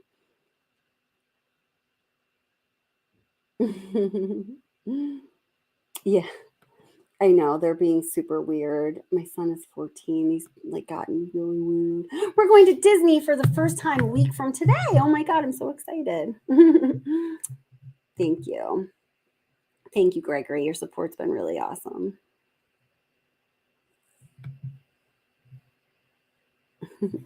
Okay, so I'm going to go back to Ashley Banfield. And welcome back, everybody. Not him again, though. I'm just disgusted with him. The law crime guy. Oh, goodness. I do want to say when I'm, talking about these channels that I'm like kind of disgusted with, I really am not, I'm not talking about YouTubers. So my YouTube creator friends or my YouTube creator not friends, I don't want you to think I'm talking about you because in this instance, I'm talking about primarily major network channels.先I might be talking about you, but not today. Actually, I don't really do that. Okay. Oh my God. And then the Murdaugh case. Holy shit. I'm not ready to talk about that one either. It takes me a while to like decide I can actually, oh my God. Just for filthy amounts of money. I'm not ready to talk about it yet. I will be though soon on this channel. We can discuss if you'd like. Good Lord.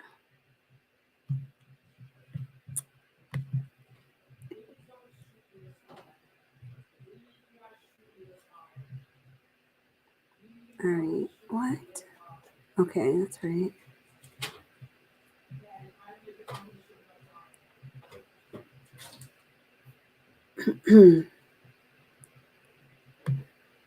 So I just saw that Truth and Transparency put out a video. It says Dylan Mortensen, freshman at U of I. I wasn't gonna. Yeah, that's consistent with what I learned as well. I didn't know that she had put that video out.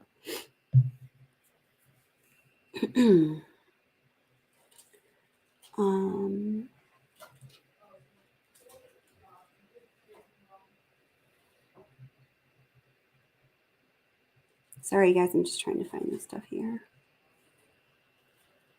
Ew. Sorry. Okay. All right, focus, Kelly.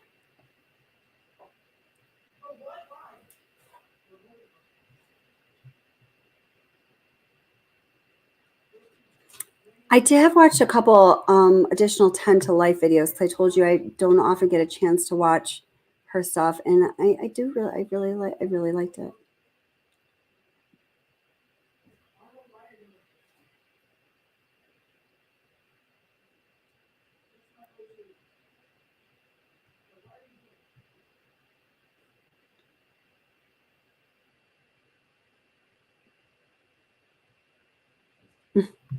Oh my God. And then I don't even know what to pick here. Okay. Pick something out. There's just so much bullshit out there to choose from. I don't even know what to like tackle next. Oh, okay. What relates to my notes here? Let me do it like that.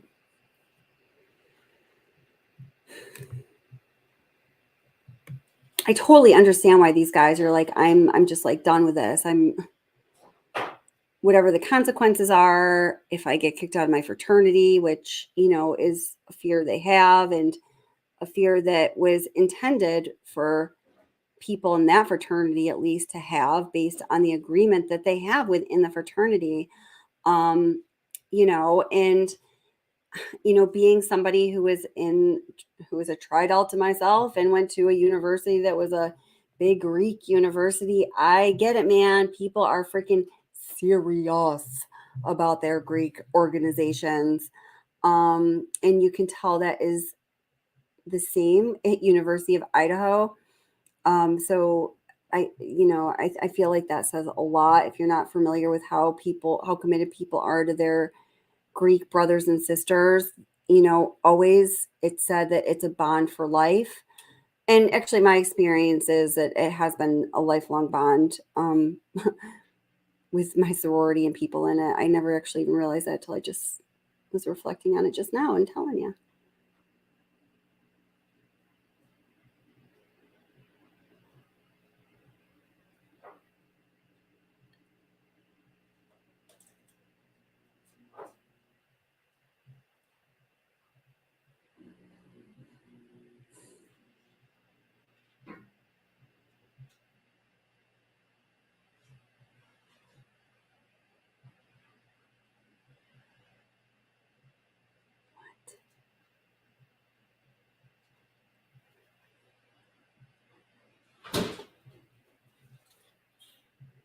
Here. Okay. All right. Let's just go with sorry guys, I'm like getting like lost in I just can't even believe the amount. You know what I should be doing? I should be sharing this as I'm looking at it, so you're not like, what the hell is she doing? Let me do that. Oh my God. Wait. Okay. there's just so much. Okay. Oops. Oh, Gray Hughes. He's a nice guy, isn't he? Asshole. Hey, Cole. Sorry, guys. Cole.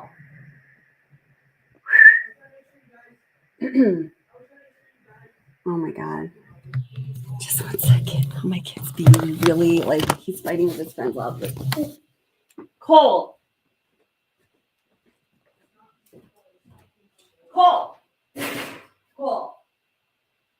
Hello? Hello?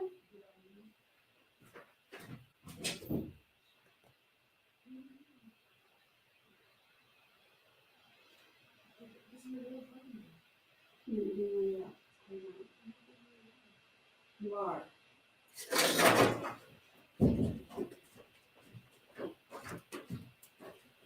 Oh my God, my 14-year-old. He's like, what am I doing? This is my normal talking voice. I'm not being really loud. I'm like, oh my, you are though. All right. Okay.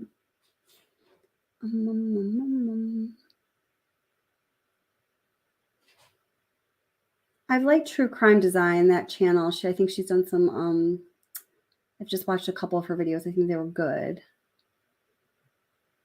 10 to Life, good. Okay, so I'm going to go to News Nation.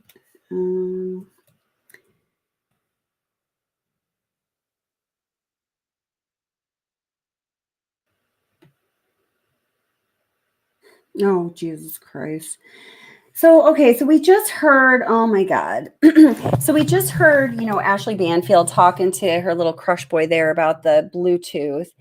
And now, like another hour later, there's another video out that says Idaho killings. Can a Bluetooth provide evidence? A Bluetooth speaker? Yes, of course it can.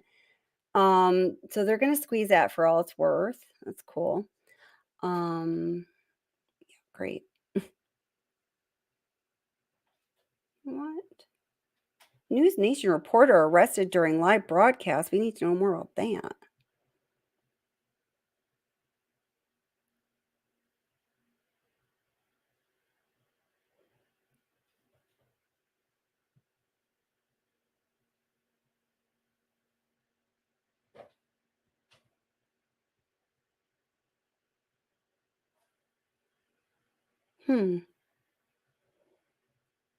Okay. And let me tell you, it certainly does give a little bit more perspective as to why she didn't call 911 right away, perhaps. We're told that. All right. Let me tell you, it certainly does give a little bit more perspective as to why she didn't call 911 right away, perhaps. We're told that Dylan actually mistook the noises that she'd been hearing. Remember, the affidavit said that around 4 a.m., she could hear some noises up on the third floor, thought it was maybe, Kaylee playing with the dog, Murphy, didn't think a lot more than that. But ultimately, a few moments later, she heard a lot of noises. She opened her door and effectively kind of yelled out to her roommates, calm down, like cut it out, keep it down. You guys are being loud. I'm trying to sleep. It's late. Thinking that there were roommates horsing around. Dude. That perhaps all that noise that she was hearing was just them, being boisterous and still in party mode. It was. I seriously better hear where this supposedly comes from within about 30 seconds, or my Ashley Banfield rating is dropping down at least 15 shades. Late Saturday night, early Sunday morning. So she then closed her door and went back to bed, but within minutes, perhaps sort of roused again by noise, opens the door again, was going to say something again to the effect of, keep it down already. It's the middle of the night. And that's when she sees the figure coming towards her. Now, this has been a big bone of contention for a lot of people. Why, if you saw some shadowy, terrifying figure walking towards you, would you just close your door and go back to bed and not call the police? And the characterization to the source who spoke directly with her after the murders is that she didn't think that figure was anything other than just part of the horsing around, maybe one of the partiers, maybe somebody who was a friend of one of the other roommates that was making all the noise. But it, startled her nonetheless to see a man in the middle of the night, dark, walking towards her. Thank you for watching. Go to newsnationnow.com to find News Nation on your television provider. And don't forget to click the red subscribe button below.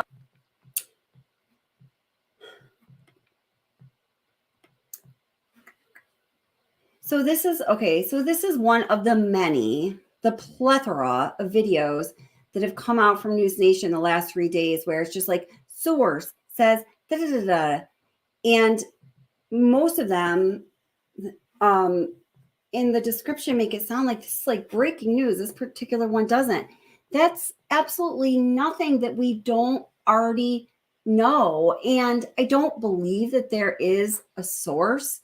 In fact, I don't believe that there are sources for a lot of these things that are being said. But I don't understand, why are they repeating things that are already known, maybe throwing in an inaccurate, I don't even say facts, it's not a fact, but an inaccurate detail, making the whole thing completely nullified of factual, value. When there are like a million other things to be talking about. This is so strange to me. And I don't know if this is just a weird phenomenon that's really irritating the crap out of me, or if there is a reason for it that is telling. I don't know. Yeah, Pamela Smith says, that's how I felt, made up by Banfield. Yeah, there's been a lot of it.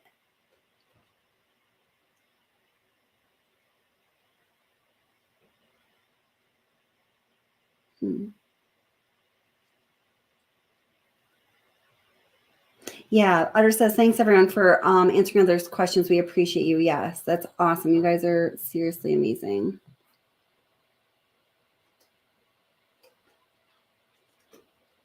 Oh, yes.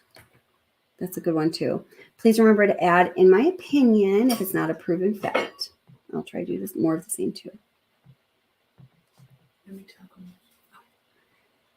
That's right, because I started thawing them. Okay. Do you want to open the things, the packages that are in the sink and just throw them on the pan? It's heated. What? You can't do that?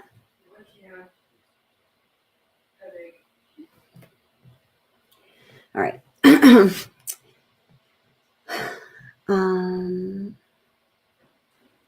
Yeah, Renee says that Renee, sorry, says that Kim gave the defense an actual narrative. Yes, exactly.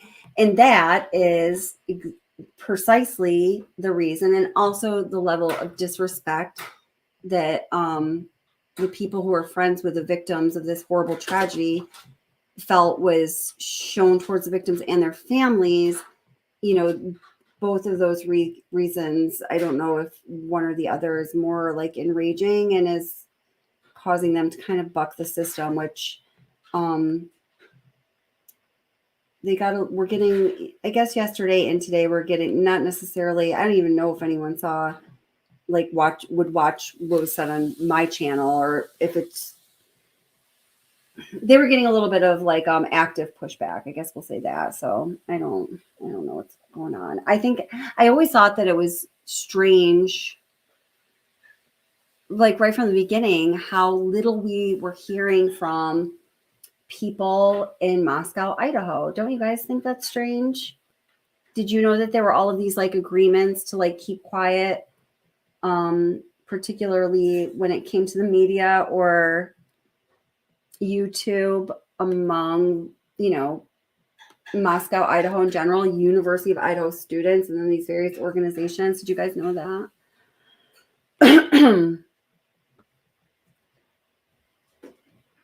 Oh, I know. Sorry. Okay, yeah, I'll start talking about that. I'm just so tired right now.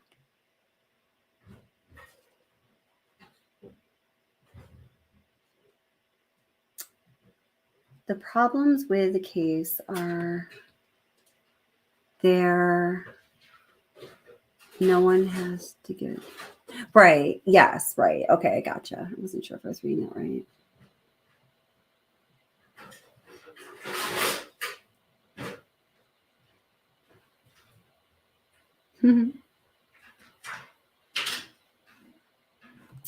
I don't know. Maybe I won't get to the point now. Maybe I'm going to wait till tomorrow to do that. I'm not putting, no, maybe I am putting it on other people. Yeah, I am putting down other people. Like, yes. How high should this be? Put it on 5.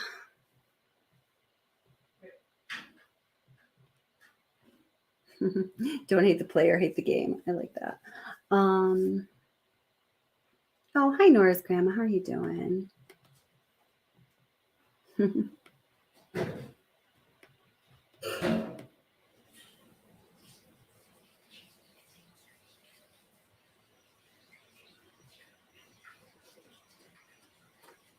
Oh, feminine. I think I heard about this, but I wasn't sure if it was legitimate at all because I didn't see it.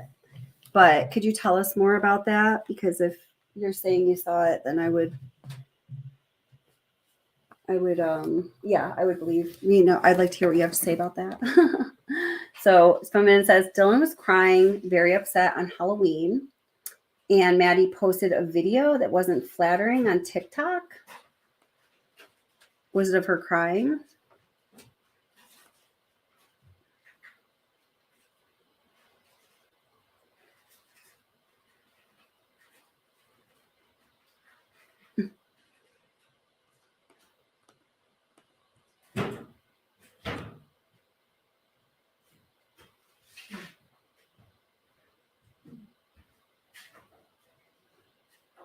It's the very last video she posted. Okay.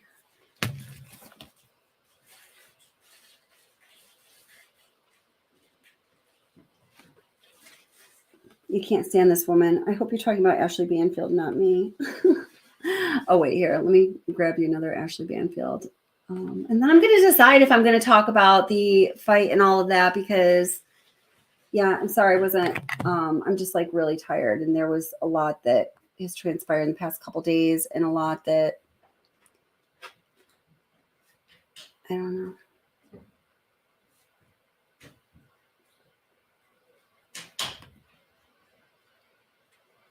And there's a lot to talk about. And I've actually already talked a little bit about this before, but I don't know.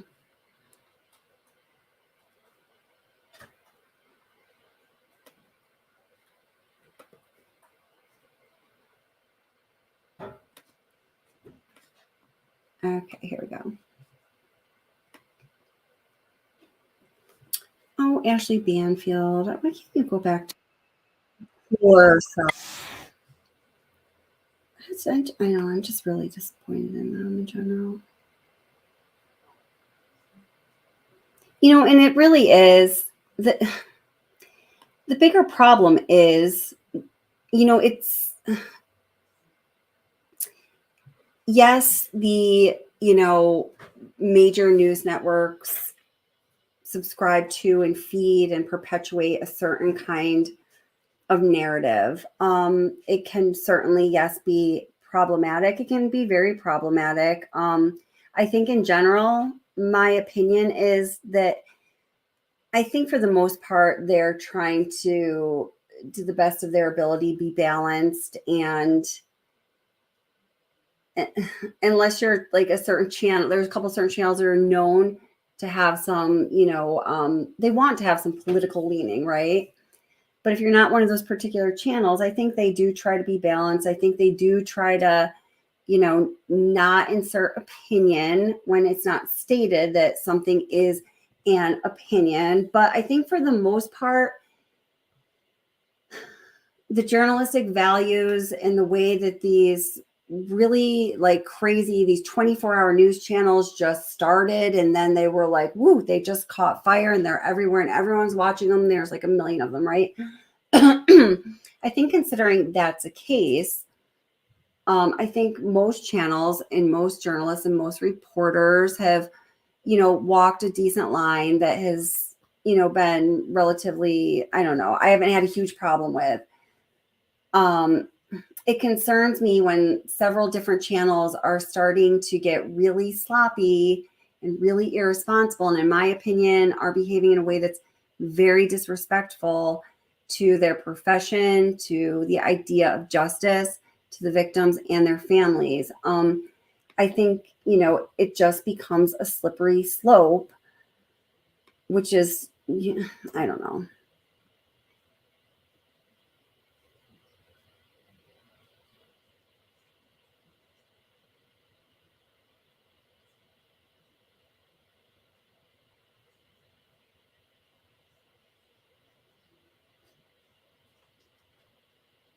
Oh my God, there's so many freaking videos about the Bluetooth speaker from News Nation now.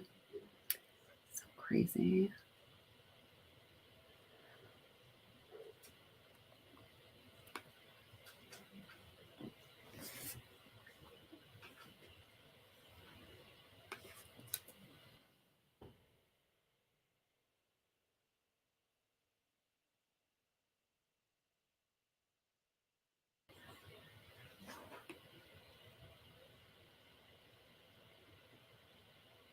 Uh-oh. I just saw a headline from 23 minutes ago. It says North Carolina man dies after violent arrest. He's black. In, yeah, North Carolina. That's not good.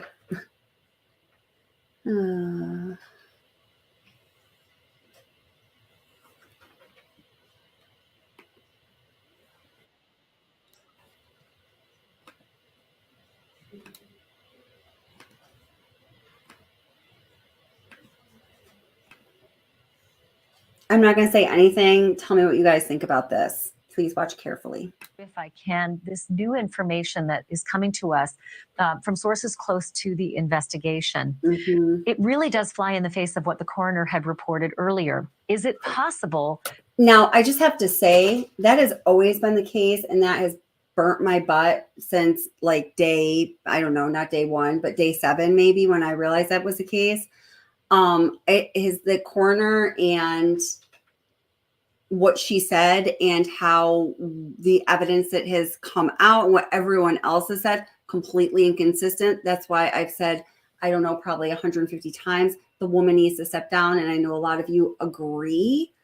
So this ain't nothing new. I'm sorry. I said I wasn't going to say anything, but okay.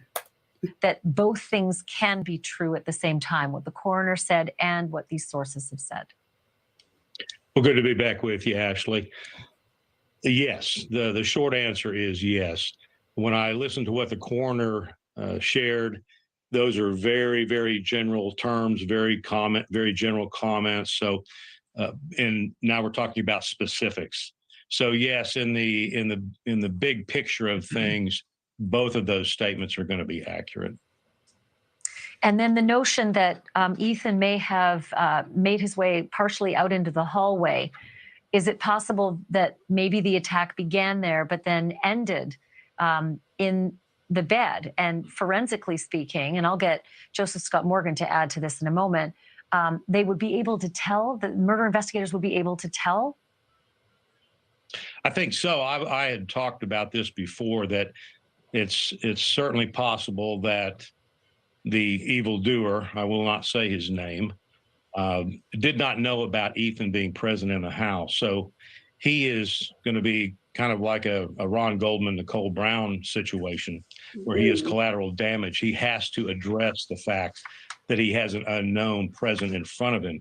So I don't think that he is, when he gets to Ethan and makes that attack, it is certainly possible that he falls back into the bedroom, onto the bed, and then Xana at that point understands that there's something going on. She may already be awake, as Ethan is, and then once he has taken care of Ethan, then he goes after Xana, and she is awake and aware, which gives her the ability to put up a heck of a fight. And unfortunately, of course, it turned out the way it did. So I would say that if the information that you've received is correct, is accurate, that it certainly falls in line with what we were told in very general terms at the beginning of this, and then what the evidence, as far as I was concerned, had led me to speculate on. So yes.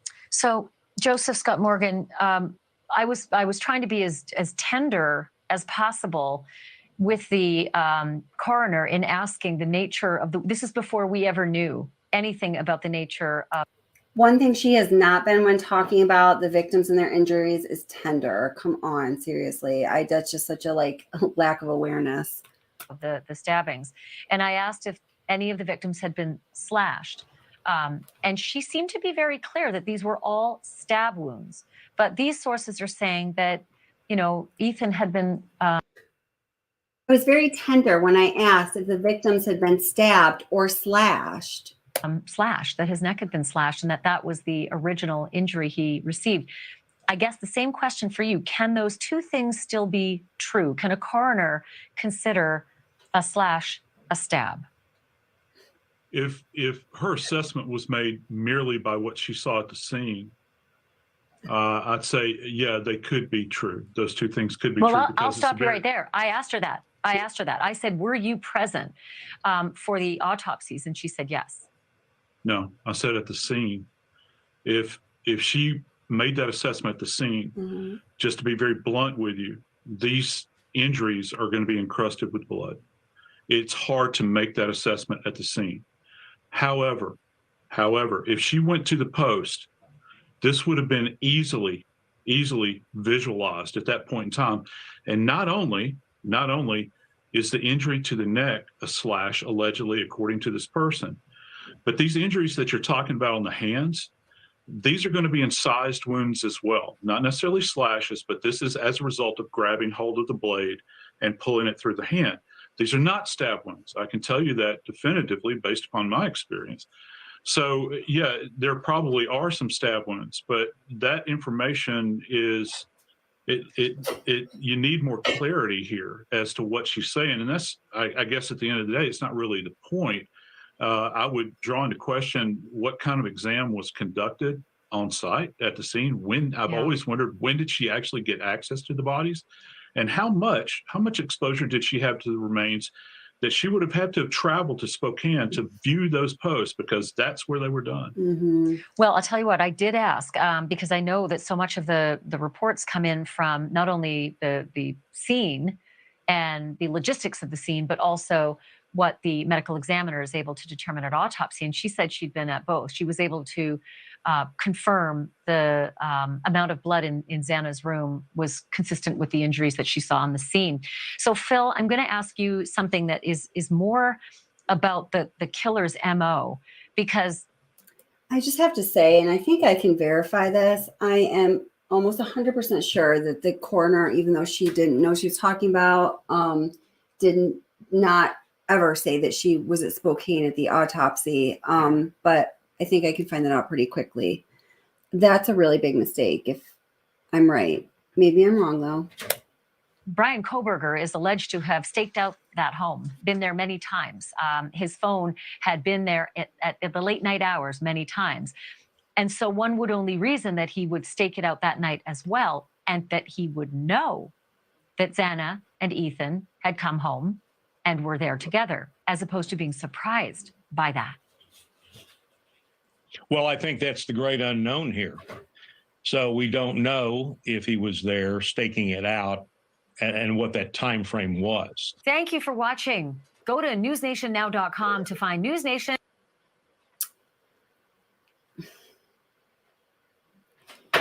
So that's, just another problem that, this is being presented as new information that their sources have told them, her sources have told her, that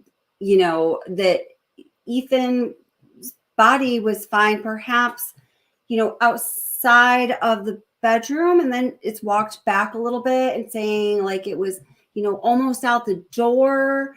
And the truth of the matter is, when you go back and read the probable cause affidavit or any other information that a reasonable person would consider reliable, those things have already been said a long time ago.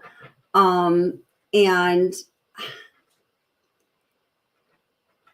I don't know, I stay away from, speculating about things that aren't based on fact or any conspiracy theories, but it's hard for me to believe that a journalist like Ashley Banfield, even after, like CBGB brought up earlier, has already gotten digged for, being a little loose with the information she was putting out there about serious crimes and taking too many liberties in her commentary on the crimes. I'm extremely surprised that she would make that same mistake again. And in this really super sloppy, unprofessional way, I believe she is doing. Or is there another reason? I don't know. It's obviously really bothering me though.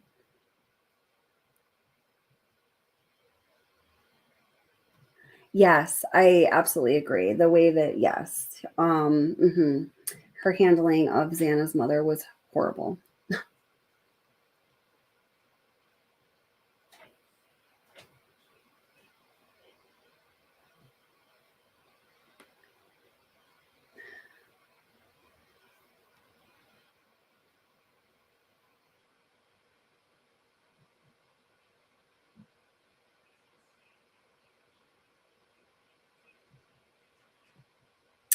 Yeah, I know. So on Renee says, still creeps me out. The email that Zav got at the beginning of the case, they claimed to be a neighbor. They saw someone drive by 3 times around 3 a.m. Then someone dropped someone off, loud music.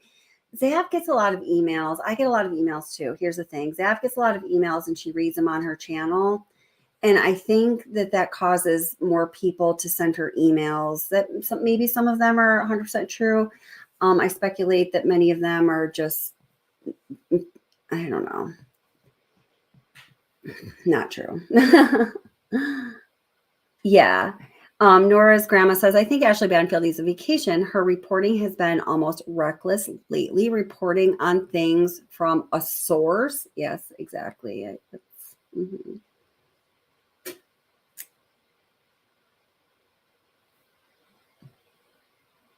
Hmm.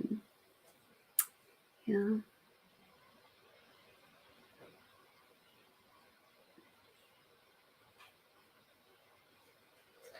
Yeah, the autopsies were conducted in Spokane.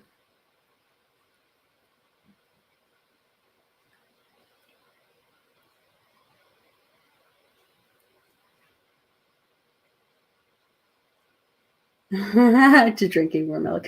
Hi, Muck Boys. How are you doing?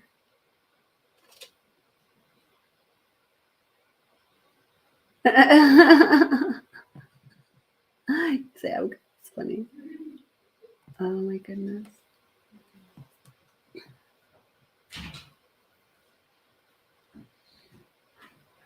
Okay, here. I'm going to put something on.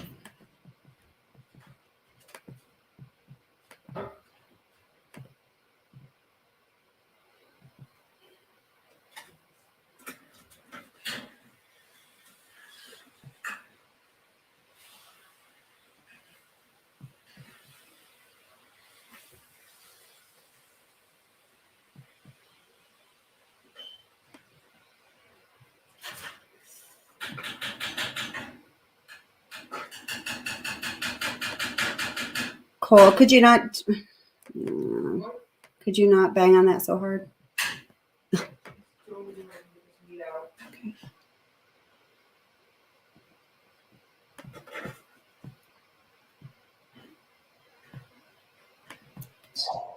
The roommate doesn't report it until noon. Is that a fact? Yeah. So close what to the noon heck hour. happened from 4 a.m. when this person dressed in all black walks out and she's what is the quote? She is shocked.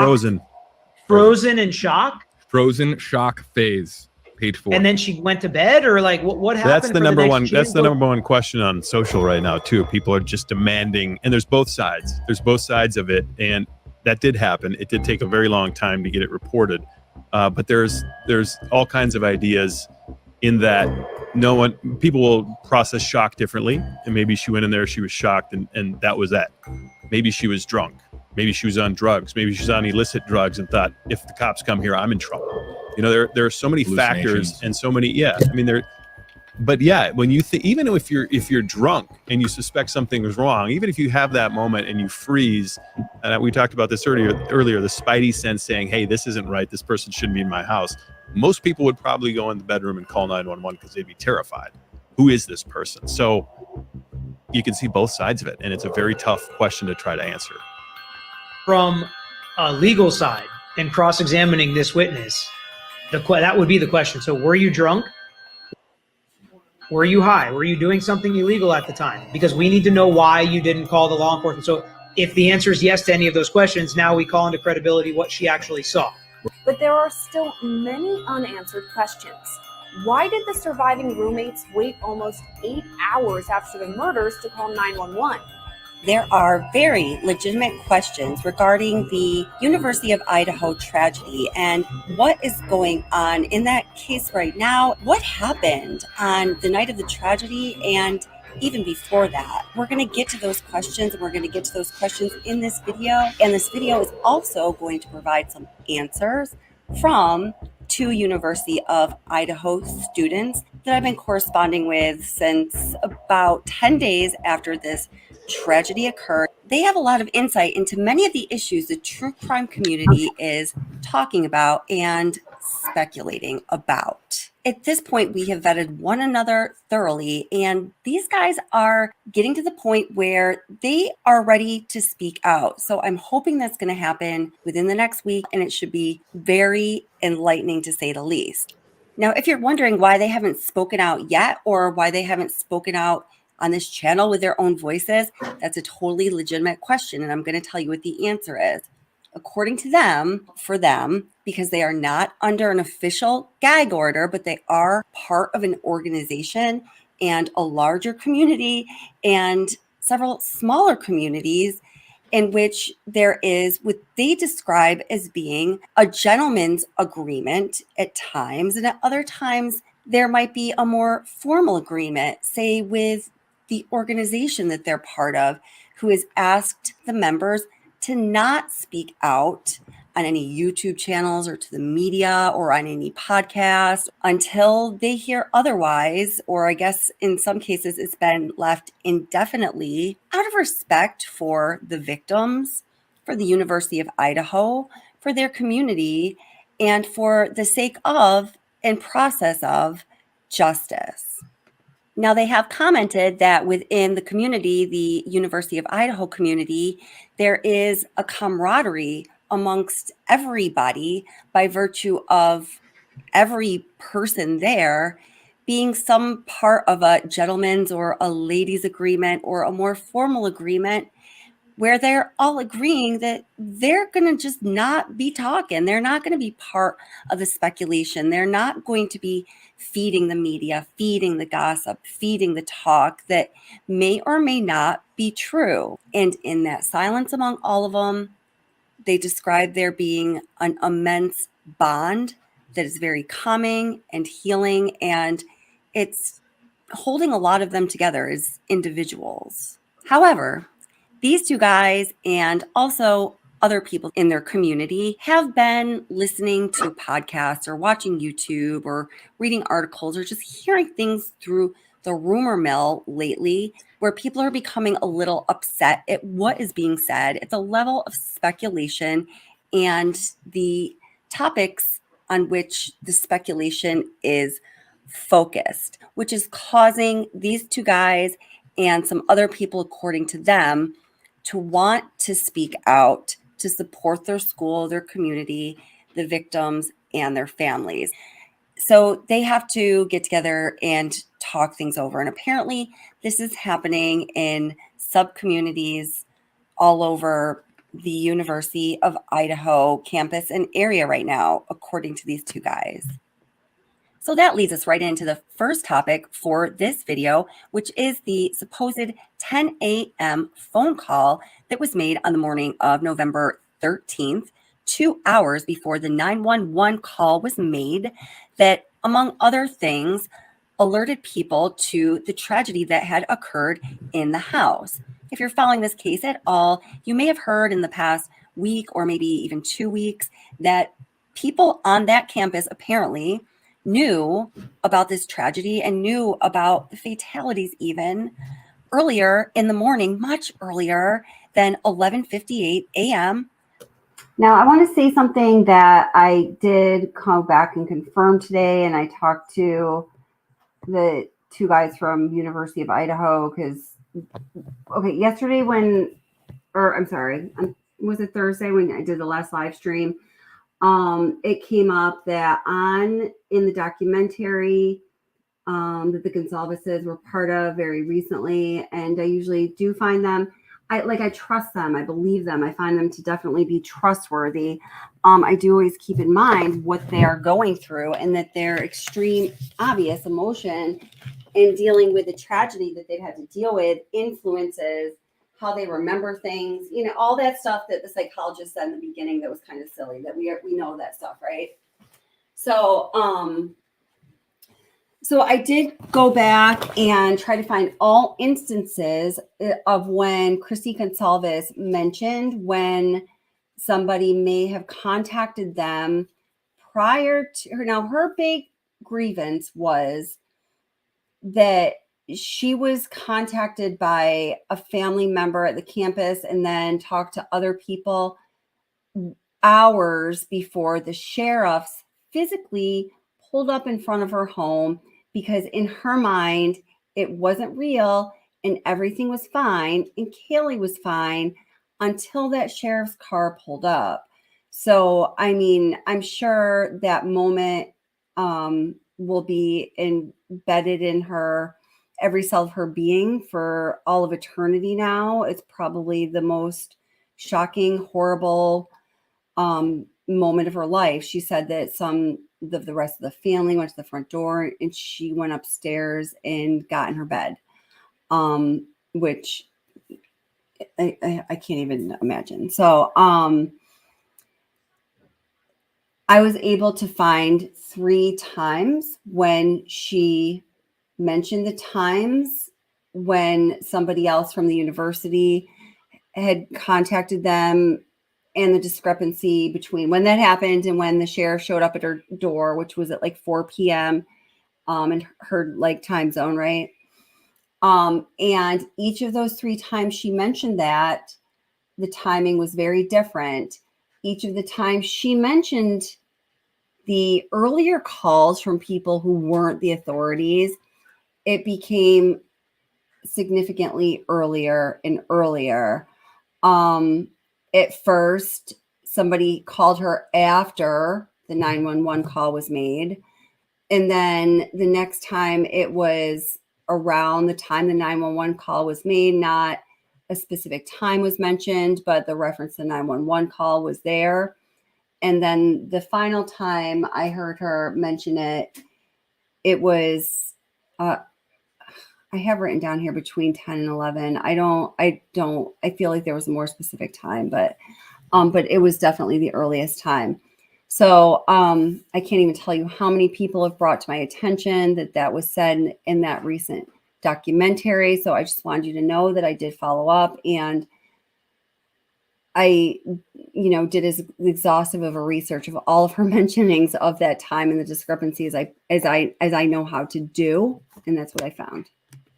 When the official 911 call was made, apparently there is a person named Kim who several channels have cited, and it's my understanding that several channels have spoken to this person. I don't know all of the channels who have spoken about her or who are standing by this story. I truly don't know, and I'm not concerned about it. What I have to say in this video has nothing to do with other channels specifically, so I just want to put that out there. These 2 guys from the University of Idaho campus say that this Kim person is not for realza, is fake, as in not even part of the University of Idaho family, so to speak, or maybe this person is part of that family or community or is related to it somehow, but what she's telling YouTube creators is false. These guys are very connected to,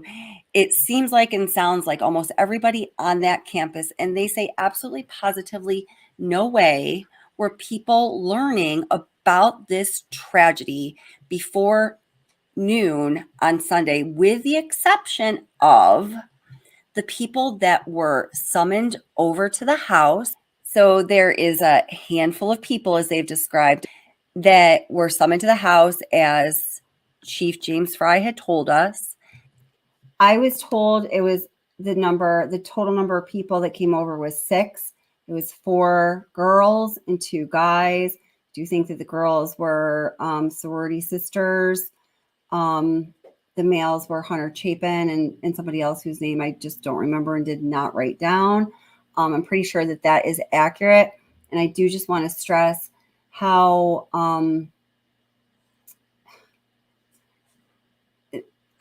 these guys feel.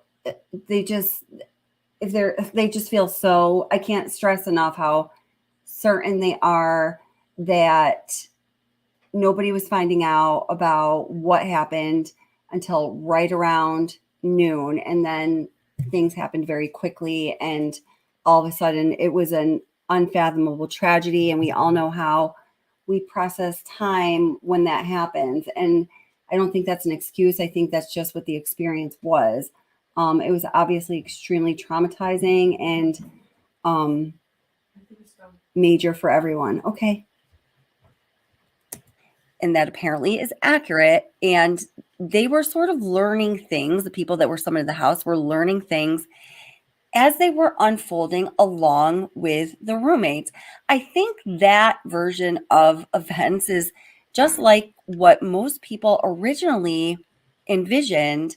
And this story about there being calls going out earlier in the morning that alerted people to the fatalities, that is completely false. And they say that they know that 100% through and through. That's fact. And they told me to speak about this on the channel. They feel strongly that that is known. Now, they did say that, again, people were summoned to the house, that those people were of, males and females. It wasn't just males. Some people are saying, oh, it's just males. And then now some people are saying, oh, it was all females. It was all the sorority sisters. Apparently, it was a combination of both guys and gals. And they plan on disclosing more. I just want to say, I don't know what was going on in chat, but I'm sorry that you feel that way, Humble Doe. And I see that a few people in chat are saying, oh, don't go. People are just expressing their opinions. But I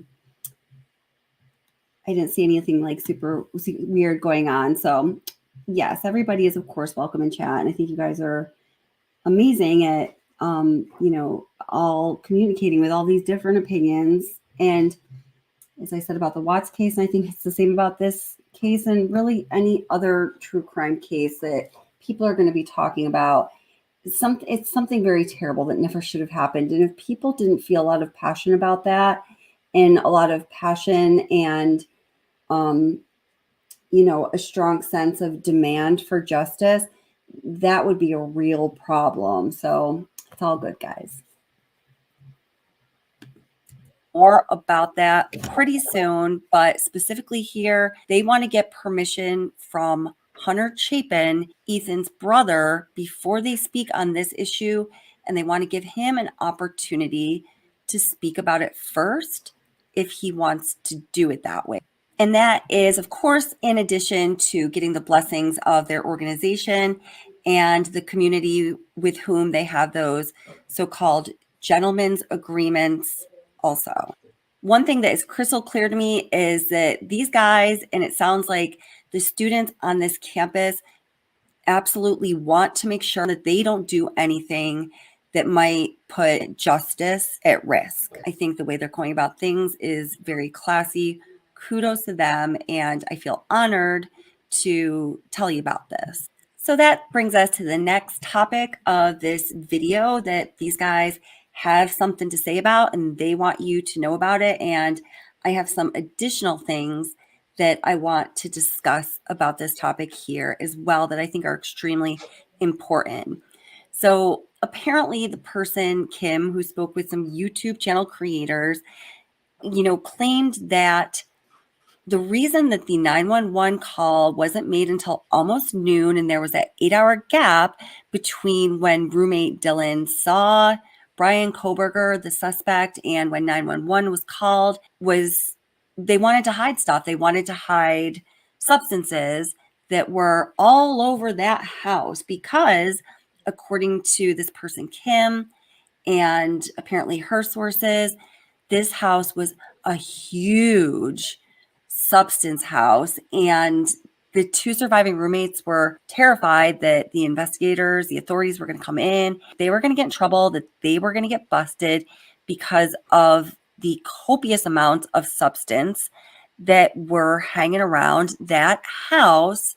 And apparently, according to Kim, everybody, including her daughter, who, by the way, I don't know if I've mentioned, is supposedly a University of Idaho student. According to Kim, everybody knew exactly what that house was known for, what was going on there currently, and it had a rather notorious and raging reputation, a big-time reputation. Therefore, if the surviving roommates called 911 too soon before they took care of things and did some cleanup, there was a lot at stake, like major possible consequences, possible major charges they could be looking at, according to Kim. So here's what our friends had to say about that.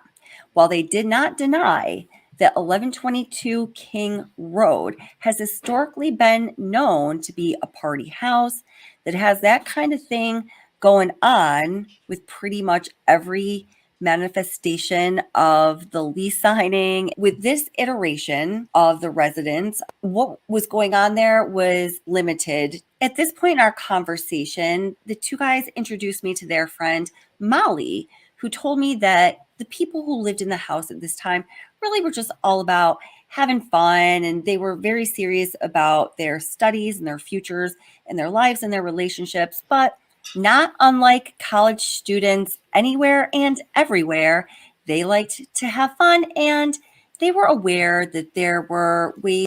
Sorry, I just wanted to, I noted this during the live stream on Thursday, and I would like to do so again, that when I did record that audio, it was like last week, and in more forthcoming discussions that I've had since then, after these guys decided that they were going to be speaking out because they were so upset by things that were being said, particularly on YouTube, I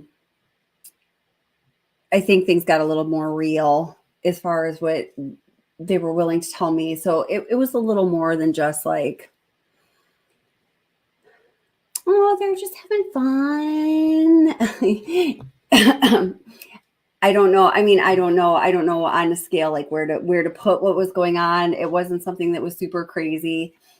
It was a little more than just occasional fun, just between the roommates.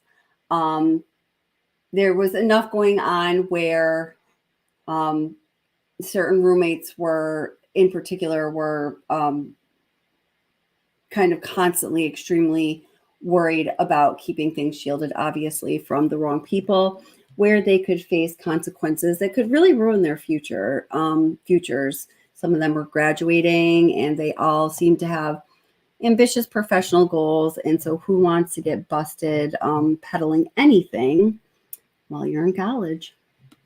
Is that one could enhance their fun, particularly if you were a carefree college student who had limited inhibitions. Their friend Molly was telling me about, it isn't really also sinister. It's all about their own personal fun and the fun of their friends around them.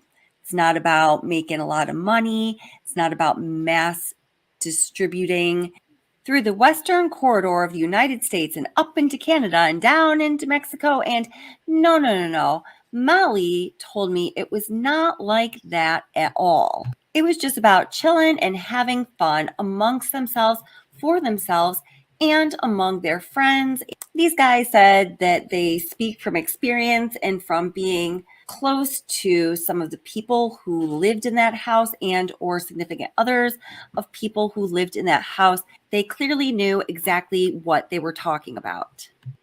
So many rumors have been flying around about this residence and the victims and people at that university, and so many people are speculating about things that are clearly, in my opinion, and in the opinion of these two guys, so super far from the realm of reality here on planet Earth.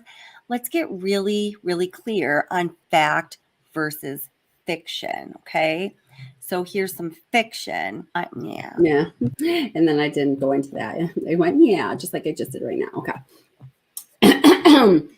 So.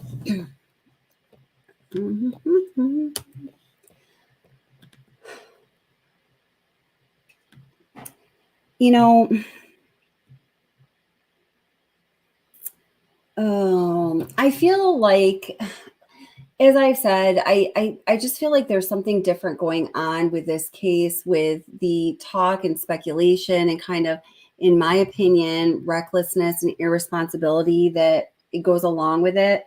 And I've reflected on this a lot. I've talked to a lot of people, some people who I think are a little off their rocker right now, even though, I love you guys. Some of you go, cuckoo, cuckoo. We need to bring it back in. It's all good. You'll get back here someday. And then some people who I think are just being, in my opinion, very logically sound. And sort of, if you're, one of my friends who's losing their marbles a little bit, or if you're being logically sound, I'm just being a little sarcastic with that, obviously. Everyone seems to agree that there's something different and more extreme about the conjecture and the speculation and the talk and just everything that is going along with this particular case.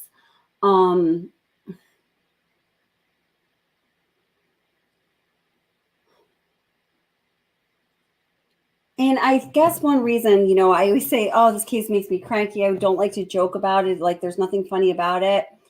I just feel like, and this is just a feeling I have, you see how things change over time, and we don't always realize that the things are changing as they are changing because we're in that moment. So the change seems small just due to our perception of the passage of time, which I seem to refer to a lot this evening, but hey, it's a very real thing. I feel like we really are at a point, especially in like the YouTube channel, true crime community, the true crime community in general, where whether we realize it or not, we are kind of, I don't want to use the word agreement because everyone's not agreeing, but something is happening where I just think it might change the future of how we handle true crime, how highly we regard justice as being the most important outcome, and also the healing and privacy of victims' families, and speaking for the victims that no longer can speak for themselves. I feel like there are people who are losing connection with those ideals and ideas that I never thought would like kind of stray away from those ideals and ideas, and in exchange for what, I'm not really sure. And I think that I'm really alarmed by it.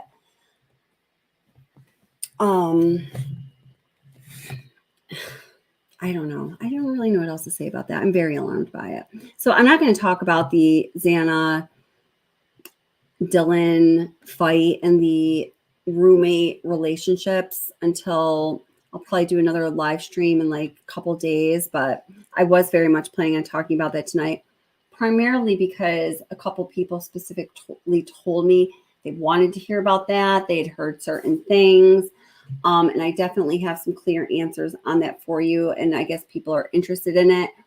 And it is very interesting, but I just don't have time to go into all of that tonight. So sorry about that. I didn't mean to be misleading with the description, but it's just how it goes. It wasn't really a fight. See, okay, I mean, I'll tell you. So, because American Princess says it wasn't really a fight. One reason I was like, okay, you know what? I will make this the topic for tonight was because of what I was just saying. I feel like because of the conversations and the information that I've been able to learn from these two guys, who I think are going to have names like very super soon, by the way. I feel like I can offer a discussion and a conversation and some information here that might stop some people from spreading this, oh, like Dylan and Xana got in a fight. So every time it's repeated, it becomes more dramatic and more sensationalized and further from the truth and more often to conspiracy land. And all of a sudden, everything was about an $85 million fentanyl deal. What? No, that's not what anyone said, And enough people had asked me about the Xana Dylan so-called fight today. I was afraid that was going to start to be the hot topic, but it doesn't seem like it's really becoming the hot topic. So there were some things that happened.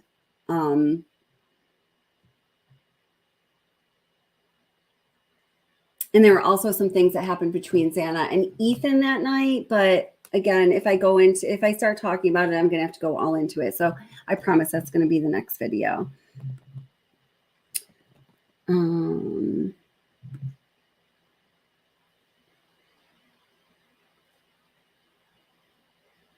Yes, here's a great comment.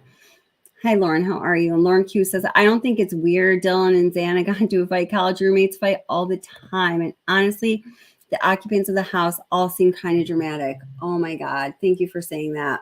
I actually got into the only like fist fight I've ever gotten into was with my sorority sister college roommate. Oh my God, talk about dramatic. Holy cow. Yeah, and her sister was there too. Oh my Lord, these two girls. I don't even remember what happened. I can remember a few moments from that because I punched her, but she like clawed me or something. I mean, I'd never done anything like that before. It was so out of character. But that's what happens when you put a bunch of college sorority girls into a small space, and then you put a bunch of other people into that small space, and they're all drinking or doing whatever, and the music is loud, and people are tired, and they didn't get enough sleep because it's all of a sudden it's 4 o'clock in the morning, and it was also 4 o'clock in the morning last night.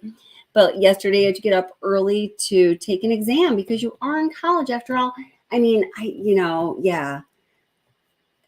You'd be hard pressed to tell me something that happened other than like a quadruple homicide where I'd be like, oh my God, that's extraordinarily not normal,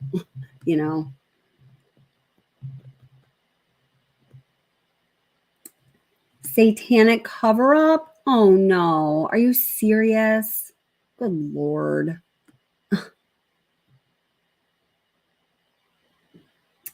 I hadn't thought about this, but I'm writing it down and I'm going to see what those guys think too. That's good thinking. Autumn Ray says them being in a fight could explain her being even more compelled to mind her own business. That's really good thinking. Now, one of the things that I think Justice A through Z asked me, I think another person did too, was that, they had gotten into a fight, and maybe that was on Halloween, because that also came up. I don't remember the details of the dates of when these things may have happened. And that is why Xana's dad came and changed the locks on her room. I was told that had been something Xana was like kind of obsessing about, especially when she was drinking for a long time. She really wanted someone to do that. I think someone else was going to do that. Ethan was going to do it. One of Ethan's friends was going to do it. Apparently they weren't sure if they could, do it, just the nature of the locks. And there's all these details. So Xana's dad ended up coming in and saving the day because, of course, her dad wants to do that anyway because he seems like a good dad, right? And that had been in the works for a while. The lock change was not a result of whatever tensions there may have been between Xana and Dylan or Xana or any of the other roommates. It was apparently just her own sense of safety, ironically, and particularly when she was drinking and whatever, may have gotten like a little paranoid. And I think I accept that as fact. The story is detailed enough where you're just like, they obviously know what they're talking about. Muckboy says Kelly fist fighting seems like a funny sight. Hey man, I'm like a stealthy ninja. You don't even know. It's probably like an amazing sight. No, I'm just kidding. I can't believe I even told you that story. I forgot about that completely until I just thought about it because we were talking about that. Oh my God.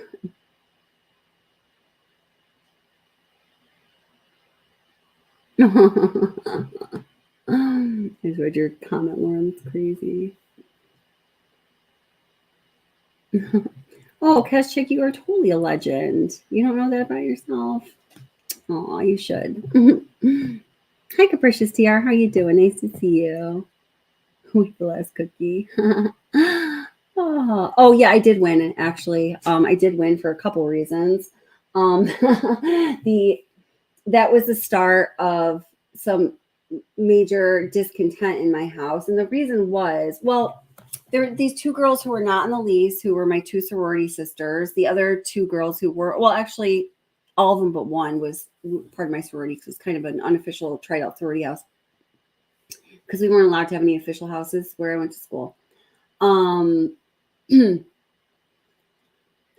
actually, oh gosh, there's so many things that tie into every single little topic. Okay, so there was this ordinance in the township where our house was that said more than 3 unrelated women could not live in the same dwelling or because it goes back to the old brothel law. So we were technically classified as a brothel because we had 5 bedrooms and there were 5 girls who lived in the house. So once upon a time, the law license and inspection officers come knocking at our door at like 6 a.m.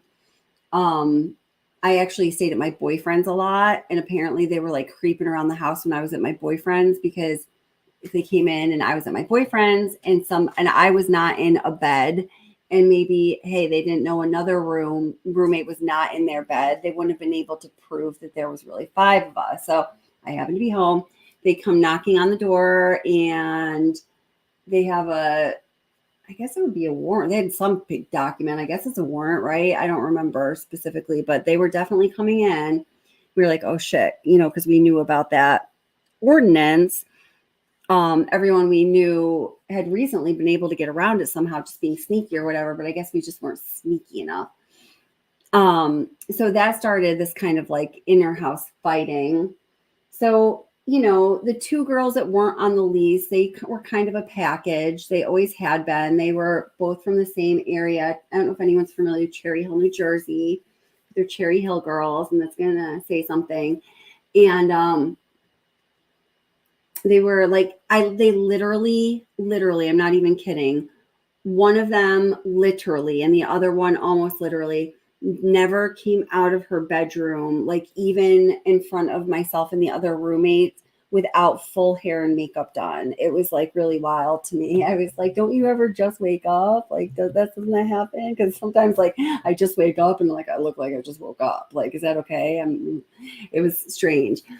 So they were like a little different than the other 3 of us, and they weren't on the lease. So I'm sorry, you're the ones who are gonna go.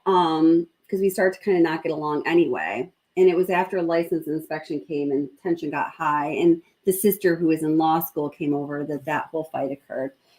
So after, they did finally find an apartment and they left. Well, then the sister, because she was in her first year of law school or whatever, and I was going into law school. It was when I was leaving undergrad and going into law school, sued us, which was like, it was just stupid. It just cost us time and money. And, we had to come back in the summer after all of us had jobs or whatever. Actually, I didn't have a job because I was waiting to go to law school. I was just chilling, but the other 2 had jobs.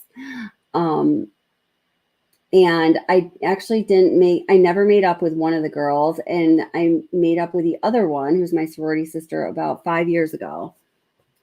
Pretty crazy. I'm sure you guys were all like just super interested in hearing that story, huh?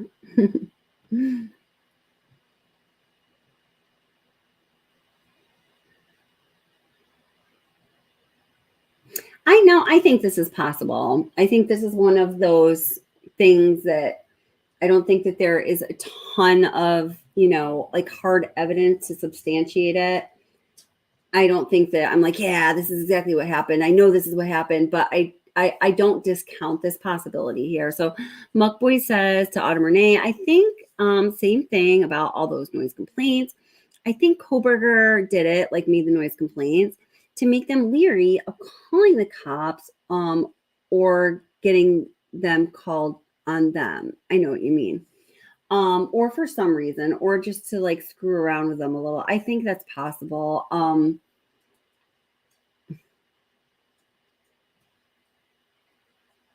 Yeah, I think that's possible. I mean, it was, the neighborhood was, there was a lot of Greek people living there, which means you're usually like interested in a social, active, up late night, hanging out, partying lifestyle. There was just a lot of student housing there in general. It was a lot of junior, senior student housing. And it seemed like a lot of those people in a lot of those houses were up doing whatever college students are doing. And also college students, when they want to go to sleep, a cool thing about those college students, they can sleep while there's a lot of noise going on around them because they're freaking tired. That's how I was, and that's how all of my friends were. That's all I know. So it seems really weird to me that there were so many noise complaints where officers actually responded, because it didn't seem like it was that region. I don't know. So Autumn Renee wants to know, Muck Boys, what would make them leery? I think I understood what you're saying, but if you want to answer, that'd be awesome.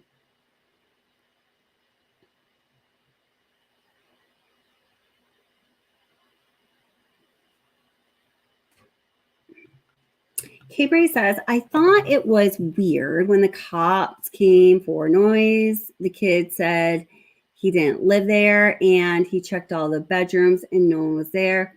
That was weird. And I had two thoughts on that. What do you guys think about it? I thought maybe that was weird. Maybe no one was there. None of the roommates were there. And that would be kind of weird, but also not because of who they were, of the age that they were in, of their college, of, a number of factors. But then I also thought maybe he was just saying that and Maddie or all of them or two of them or whatever were in the house, but they were just maybe a little more inebriated one way or another or just afraid to talk to the cops. Maybe the guys were being chivalrous and they were like, oh, you're scared. Just, you can go hide away, little damsel in distress. I'll take care of this for you. I think that could have gone a number of ways. But what do you think, K-Braze?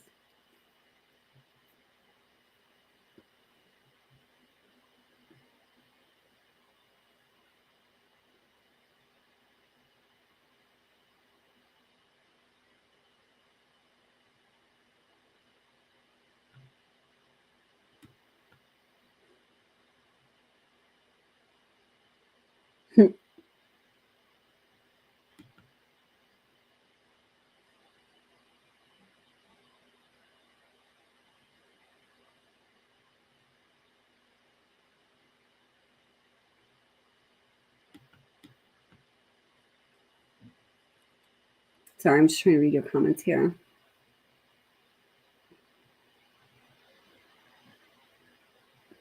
Yeah, Lauren Q, I agree with that. I've always thought exactly what you're saying here. So Lauren's saying to Gregory, I was listening to the whole thing about what did you say to Adam was overblown for that reason. And I'm not sure what that reason is you're referring to, but it sounded dramatic, but it was probably just some college gossip. I can't even tell you how many times I listened to that.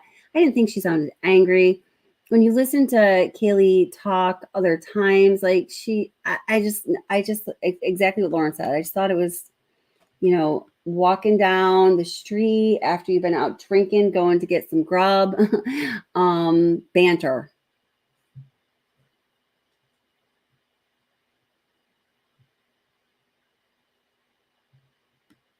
Oh, hey, cool. MJ Smith, I'm glad you think that. This is really awesome chat, though, compared to so many that I just don't watch anymore. Well, I'm glad you like it here. Welcome home.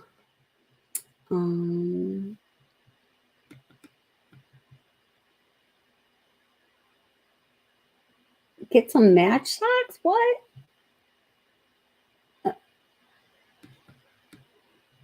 I always read your comments, guys, from the bottom up. So it's like reverse chronology. So you should try doing it sometime. It's really funny.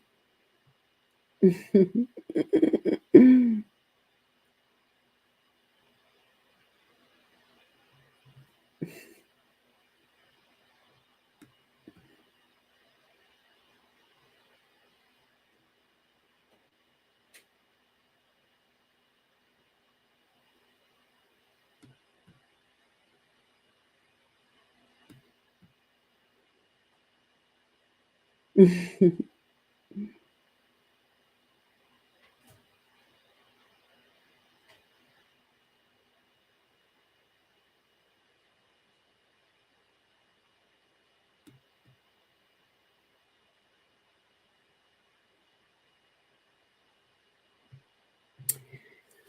meant to highlight that comment earlier. Squirrely Burger says, I feel like our justice system has been hijacked and some people have lost their trust in the process. Yeah, yeah, that's really, really not good. I've always believed, I've talked about this many times before, and I was just, it's been ingrained. I was just, I guess, raised to believe that how critical it is that we take part in our own justice system and that, everybody does, or God, we at least hope that the majority of society really cares or it doesn't work. I mean, and we know that in some ways it doesn't work, like, right, definitely here in the United States, that's for sure. I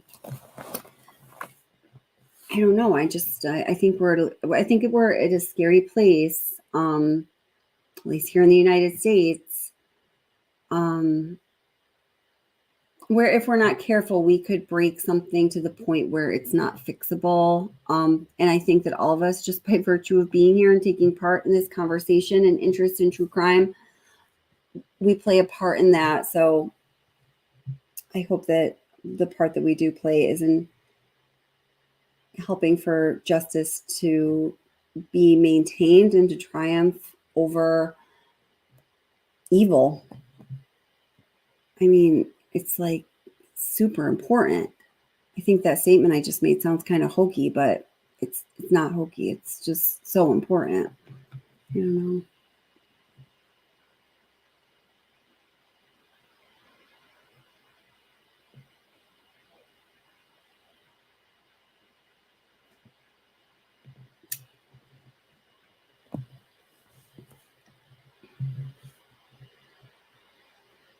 Oh, okay, so you know who made the noise complaint for the, okay, when Xana answers the door. So Truth and Transparency has that, right? And you know who it is as well. So you know that it's a person who has a residence there and it's not Kohlberger. Is that what you're saying, right? Okay.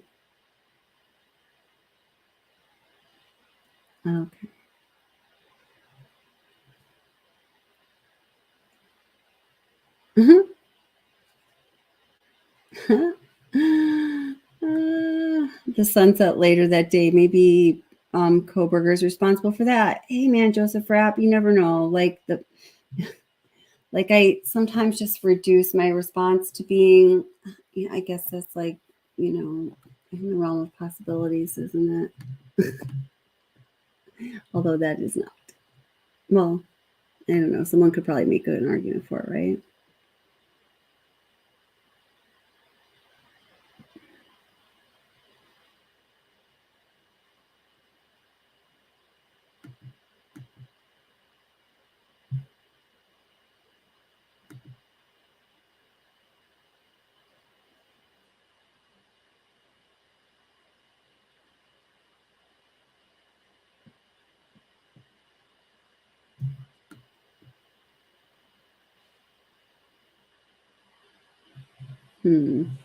I'll tell you one thing right now. If it was Brian Kohlberger who was making those calls, I think when that particular FOIA request was granted, or maybe even when it went out, just due to the closeness and proximity of the dates, I think they were on to Kohlberger at that point. And if Kohlberger made that call, there's no way that FOIA request was being fulfilled, right?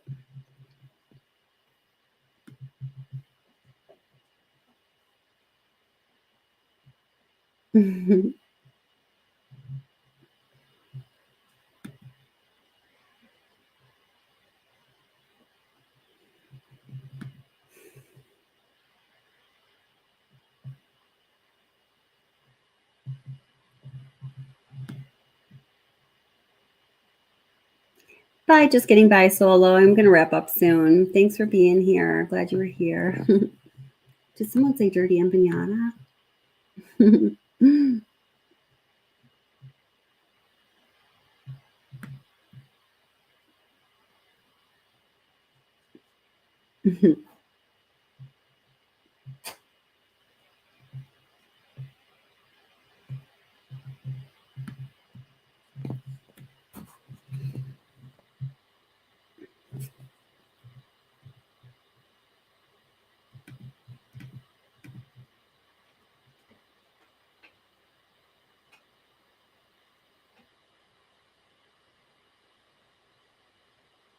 Okay. Gregory was saying, I think Maddie was upstairs in the house. Okay, when the guys responded to the door there. Okay. Okay. Is anybody dying to come up to say anything? I will put the link for the panel in the chat here. Yeah, so next time, I promise we'll be talking about the dynamics between the roommates and specifically Xana and Dylan, Xana and Ethan. Something very unusual happened there, mostly that evening, and I'm trying to put it together, but I'm wondering if that's why initially law enforcement said that Xana and Dylan were at the fraternity house from 9 to 1:45 or something. Yeah. And then all of a sudden that was exactly the time where there was no timeline for them. And that timeline for them was vacant for 3 hours and 45 minutes for like a really, really long time. And then they specifically, if you remember, investigators, a few people went on Ashley Banfield and Long Crime or whatever, and said, we want to turn our attention to the timeline of Xana and Ethan from 9 o'clock to 1:45. We don't know what they were doing. We think there could be some critical answers in there.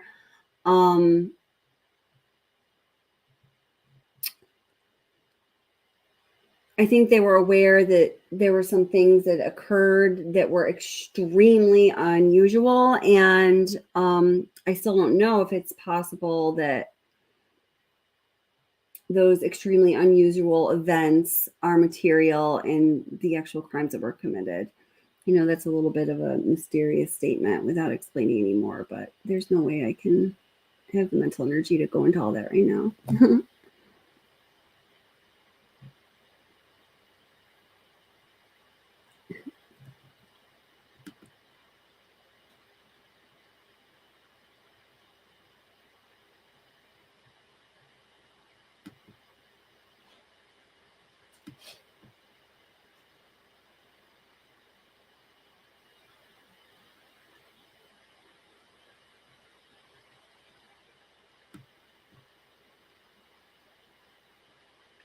Mark Boyd, you mentioned being a juror. I just got, for the first time, I'm actually in the jury duty selection process right now for it's.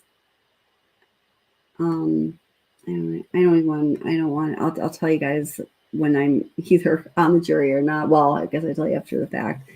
I don't want to jinx myself. But I feel like if I ever have the opportunity to be like, yeah, I have a YouTube true crime channel, wouldn't they be like, oh, good, you're dismissed now, or excused, or whatever they say? Oh, thanks, Justice, for Dan Markle. I really appreciate that. I have some pictures for you guys in a video I'm making about the sororities. Oh my gosh. I was like, oh, I looked exactly like one of these girls that I can't tell apart when I'm trying to take down the pictures of the girls that don't want their pictures to be up. And, oh my God.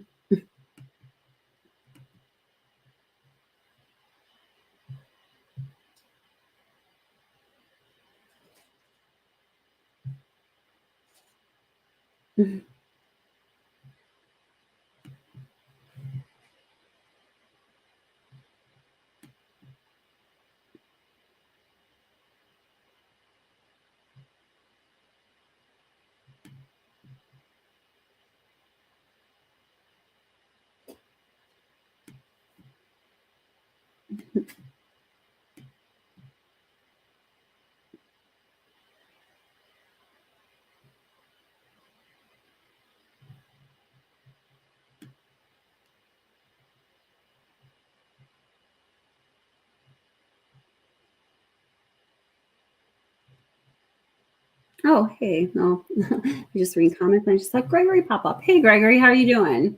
Hey, I'm doing great. How are you doing? Good. I'm doing good. Good. What are you thinking? I mean, basically, I just think that we're just gonna have to wait until the trial and on it, or I guess it's gonna be what the preliminary hearing is what it's called. Yeah. I'm just really tired of all this, what I deem as fabricated information. Yes, I agree. coming out, it seems like every day or two, like everybody's got an exclusive, you know? Yes, I know. It's like, here's the deal. There is no exclusive. Well, I don't know. I have a little bit of an exclusive because I'm actually talking to people that actually exist and know things. But like, I think that it's a lot of I 100% agree with you. Yes. And thank you. I appreciate that you've supported me in realizing like, oh, it's okay to like draw the line and be like, okay, we can remain like a fact-based, like reality channel. It's all good, because I mean, it's what I don't know how to exactly describe it. I just keep feeling this major push where people are just like, no, like, free range speculation or bust, and it's got to be reckless. I'm like, who are you? What did you people turn into? I don't understand this. Do you think it's different in that regard? Yeah, I mean, because I mean, to me, the biggest factor is, when you jump on the speculation train and you start, and I'm going to be honest with you, I've been on that train before. There's times when it's, for instance, early on in the investigation, I mean, it was only normal for the boyfriend and even family members to be considered because that's what they do in any criminal right. case. Mm-hmm. But then once you get out of that circle, and you just start throwing names around, then you start like risking hurting somebody's reputation. Exactly. Mm-hmm. and scarring families. And it's like, I'm just a believer that, 9 times out of 10, the truth will come out in the end. I guess I'm a little optimistic, but that's kind of what I've always believed. Well, I mean, it usually does. And you know what? If it doesn't come out in the end, it wasn't going to come out anywhere along in that process. Almost always, I feel. I totally agree with you, though. I mean, I mean, I completely agree with everything you said. When I was like, like when I did that live and then no one saw me for like 2.5 weeks. And I was like, people are just like, oh, you're speculating about everything. And I was like, I can't have that said like on my channel under my watch, because this could have real life implications. And if nothing else, one thing it is definitely not doing is moving towards what my goals are, at least, which is, to create a community where we can discuss things freely, but ultimately justice for the victims and some semblance of peace for the families. That does not move towards that goal at all. The crazy baseless speculation. I don't know. Exactly. And it's just like in Dylan's case. I mean, I've wondered like, okay, well, did she go downstairs? I mean, I just kind of, my gut feeling tells me she did at some point, but when you're talking, when you start talking about like trap house and drug ring and all that, I start thinking about, her mom is an attorney. Like, you better be careful. Yeah, absolutely. Here, Absolutely. That's right. I mean, yeah, you better. Seriously, it's because there is a point where you're crossing the line, and it's defamation and slander. I mean, it just is. And that's why we have the ideas of defamation and slander. I was going to say, I don't know if she dropped it or not, but there was one. I was in the professor at WSU that was suing a YouTuber. Yep. Yeah. Yeah. No, that's right. Yep. Suing. It's somebody that was like Instagram. That I was just reading that complaint again yesterday. That, I mean, the person, it got extreme for sure. The person was posting constantly, and there was like literally no basis. And the professor says she'd never even met these students. And I certainly believe the professor. I mean, like, it was so super crazy what that Instagram person was doing. Yeah. And I'm just like, I'm going like, what are you thinking? Whoa. Yeah. I mean, like you have no credibility. You're trying to throw this professor, I know, under the bus. right. And, so yeah, I would, I think people really ought to take a step back and really be careful about, especially these, some of these YouTubers that are kind of like, off the cuff, so to speak, Uh-huh. Yeah. It's not. It's hard. Yeah. I can't even watch it. I haven't been watching anything because I can't. It's just super weird. And I've noticed, I don't know, I feel like there's so many channels and ones I definitely never heard of before. I don't know if they're like new ones, like started. A lot of people are very interested in talking about this case. And what was I going to say there? Yeah, no, I've just seen, even creators that I know, and I feel like they've had a pretty consistent history of how they conduct themselves in their business and, their standards and their limitations. They're just like going batshit crazy. I'm like, do you really want to be doing that? Because I don't know.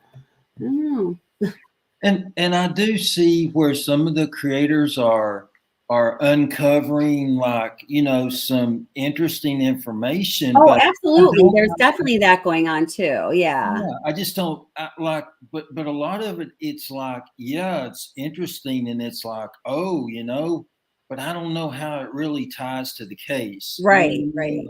Yeah. That's true. That's very true.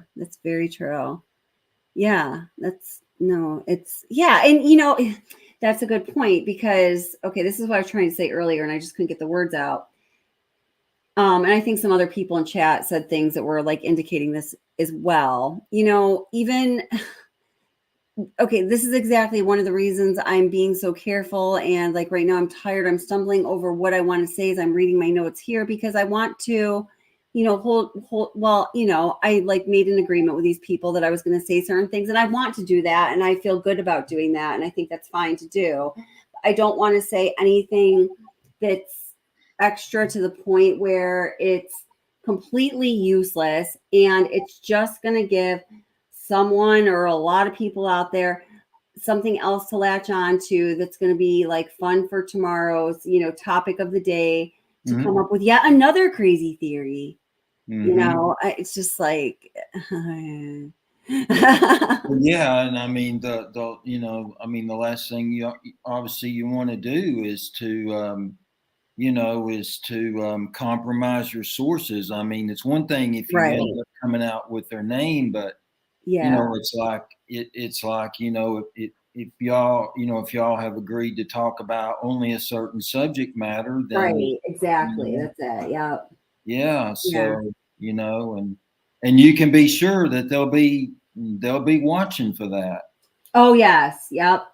Absolutely. Yes. That's exactly it. So yeah, I mean, I don't know. And even talking about it all, mentioning that these conversations were even happening and like to the degree I did, or, even relaying any messages or whatever, I was very hesitant on that. But I got to the point where I was like, well, okay, I'm in it this deep and I really thought about it and for a while. And I felt like, I really feel like this whole case and everything around it and how it is on YouTube right now is just a complete shit show for the most part.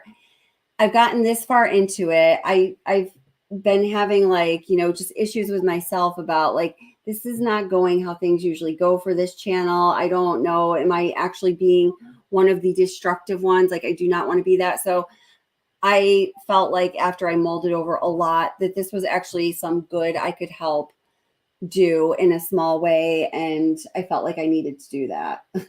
Yeah. Well, I mean, I'm glad that you followed your heart. Yeah.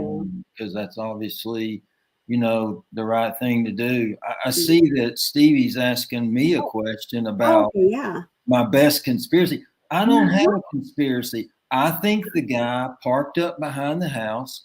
I think he entered through the rear slider. I think he went upstairs and made quick work of Maddie and Kaylee Uh-huh. And then I think he came back downstairs. And I still think that based on the way it was put in the paperwork, I still think that Xana was the first target, and I think Ethan was last. And I know that now they're saying that, Ethan was in the doorway or whatever, but I just, I can't. The thing I'm having trouble with is that, okay, when the officer entered the house and he started down the hallway, he only saw Xana. Right. Right. So we both know how small those rooms were, right? Yeah. So how the heck is Xana going to be laying on the floor, and Ethan's going to be in front of her, and Ethan's going to be in the room? I mean, maybe he encountered Xana and then pushed her back in the room and then encountered Ethan. I mean, I don't know how it played out, but I'm pretty sure that Idaho does list the order of the unalivings. It's one of the states that does. So I just believe that the order of them was exactly like the tattoos. Yeah. I mean, that is one thing I feel like that, I feel like it's kind of the biggest deal conclusion that we've come to. And you are definitely a part of that happening. That I think that's like a really big thing. I think that's the biggest thing this channel has figured out about this case for sure. And I'm like, why does no one else think that this is like freaking like crazy? Because it is. And I agree with you. And again, after talking to the two lawyers I talked to about that and the certainty they had, it just, I wouldn't even question it again, because I know that they know what they're talking about. And they're like, every time I ask them a question about the law, no matter where it is, I'm telling you, Gregory, they're like literally always right. It's like, you almost don't have to like research it after they give you an answer about something, although I do, but I'm sure that's how it went down too. And I almost kind of wonder if, like, okay, maybe these people are trying to, somehow make Ethan out to be a hero. Well, you know what? Maybe he wasn't a hero. Maybe the poor guy was, half out of it. And it's not that he wouldn't have been, but he was incapable. But yeah, and when you look at that, when you look at the size of there is a content creator. I mean, there is a YouTube member that sadly passed away here recently, Mark Meeks, and on one of the lives that I was doing with Mark, he actually produced a real K-bar knife, and when I saw him hold that thing up, like, it sent chills down my spine. Yes, I saw that. Okay. And so, I think about somebody who's amped up anyway. I think it's very possible. I don't think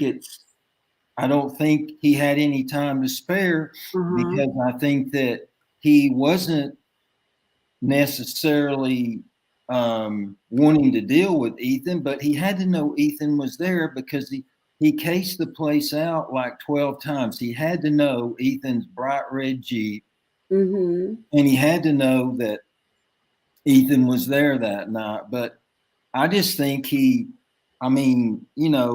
think he just entered that house and he had a mission, and I don't think it took him, probably more than, maybe 3 or 4 minutes at the most to take care of Maddie and Kaylee, even if they were awake. I mean, that knife was brutal, Yeah.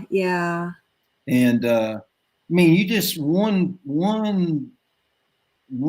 stab and you can render somebody pretty much absolutely helpless. I mean, their body's going to immediately start going into shock.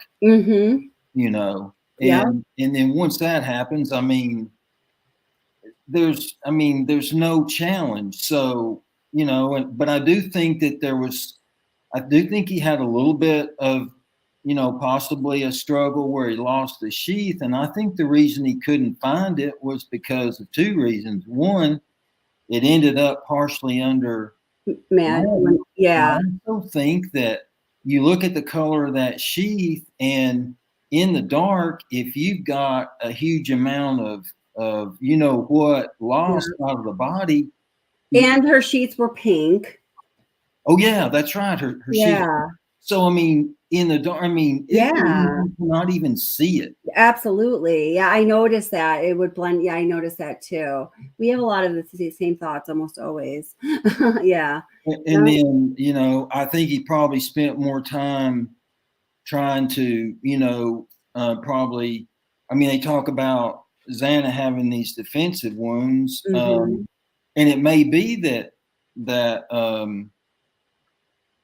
you know, that he encountered her first, and maybe she did fight like a wildcat, and maybe that stirred Ethan up. But I'm just convinced that Ethan was on the floor by the wall, probably between the bed and the wall, and she was simply laying on the floor just inside the bedroom. Yeah.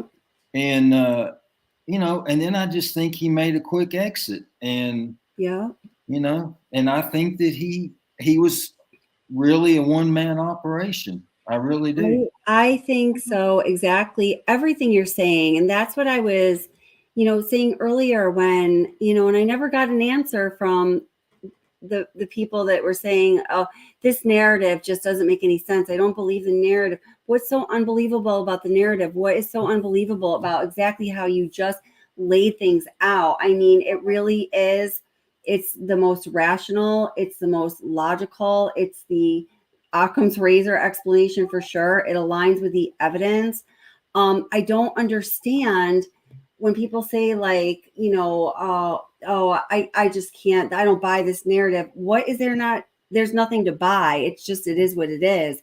It's a tragedy. It's a disgusting, horrific, like horrible, evil, disgusting tragedy committed by a totally fucked up person, because wow, we know they are out there. Like, I just don't understand what there's not to get. Yeah. I mean, because I mean, we know that the PCA is just the bare bones, you know, like what they need to get a judge to, you know, to move it on along, right? And I'm convinced that there's going to be so much more come out about, you know, even Dylan and maybe what she saw, and you know, I mean, I can't really explain the time lapse. I mean, you know, and I have a feeling that that'll probably, but you know, the reason will become more definitive, or the events will become more definitive. Right. You know, the only thing about the time lapse that really, I think, does bother me is the fact that, you know, you wonder if maybe, you know, maybe, you know, at least one of them could have survived if 911 was called. And that's a big if. And the only way you would know that would be, since they used oftentimes the contents of the stomach to determine the time, you know, of passing. That would really be the only way you would know, you know, like if one of them lingered until, you know, say 10 a.m. or something, you know what I mean? I mean, and it's doubtful they did, but I do think there's going to be, quite a discrepancy in maybe some of their time of passing, you know. Yeah, I definitely think I think you're right on that. I think I agree literally with everything you said there. Very like, I'm so glad you had all that to say. I always agree with what you have to say. You're a good thinker. Yeah, those are all really great points. And shoot, there was something in there I wanted to mention that you had picked up on. Yeah, do you think he was planning on, committing that many murders when he went in there? Or do you think his idea of what was going to happen was different? So what I think was I think that he had cased the place out enough, and I think that maybe I don't know if fraternities have rules where you really have to be back in the house, although I'm sure, if that's the case, a lot of people, a lot of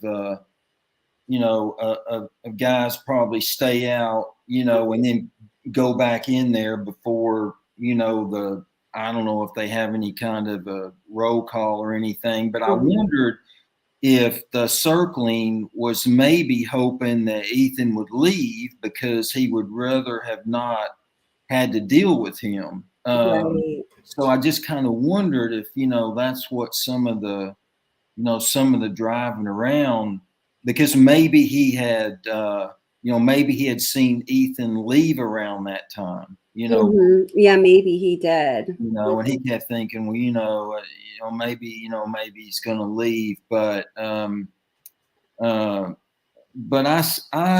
just think that I think his primary. I can definitively get that answer. That's a good question. I can have that answer for the next time we do a live in a couple of days. I can absolutely get that answer.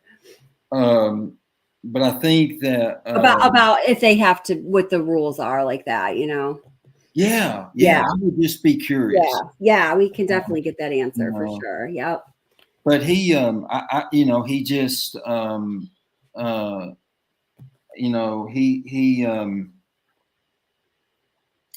I think he, whether he had been in the house, or just knew the floor plan, it appears that he just basically knew where he had to go. And like I said, I think that Xana, I know what I was going to say. I think Xana and Maddie were his targets, his primary targets. I think so as well. Yeah, I agree with that. I don't think Kaylee was his target. I don't think he knew Kaylee was there. Yeah, and even even if he knew she was there, and I don't think he did either. But even if he knew she was there, I don't think he expected her to be in the same bedroom. Yeah. Because I think that his plan was he could go upstairs and quickly unalive Maddie and be done, and then go downstairs and then take care of Xana, and knew that he had to deal with Ethan as well. Yeah. But I don't, and if he happened to be coming down those steps and he lost his sheath, so that means that he had that barbaric weapon out, right? If he came down those steps, and let's just say that Xana was somewhere like maybe, in the hall, and he charged her. Oh my God. It would take nothing. She would be fighting him, but let's face it. It wouldn't have taken much. Right. Yeah. And then, and then Ethan probably would have been awakened or whatever. But yeah, I just think he did it, and he got out and he left, and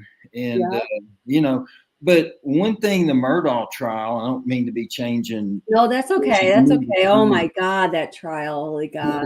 The one thing about that trial that has really opened my eyes to something is how, because in the PCA, they're talking about the pings, right? But there are so many layers of digital data Yep. below the ping, if you will, Mm-hmm. that tells so much. Like, I've just been astonished at it. Yeah. You know? Yeah.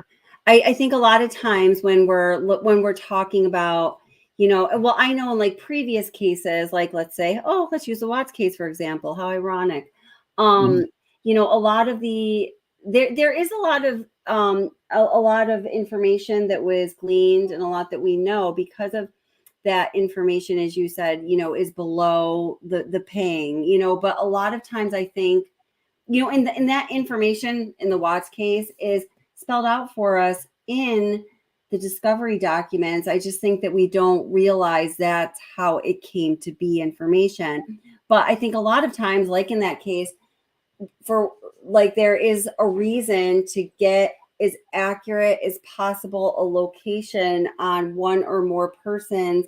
And, that is oftentimes the one thing that can do it, since almost everyone always has their cell phone on them. So that is always like the starring role, the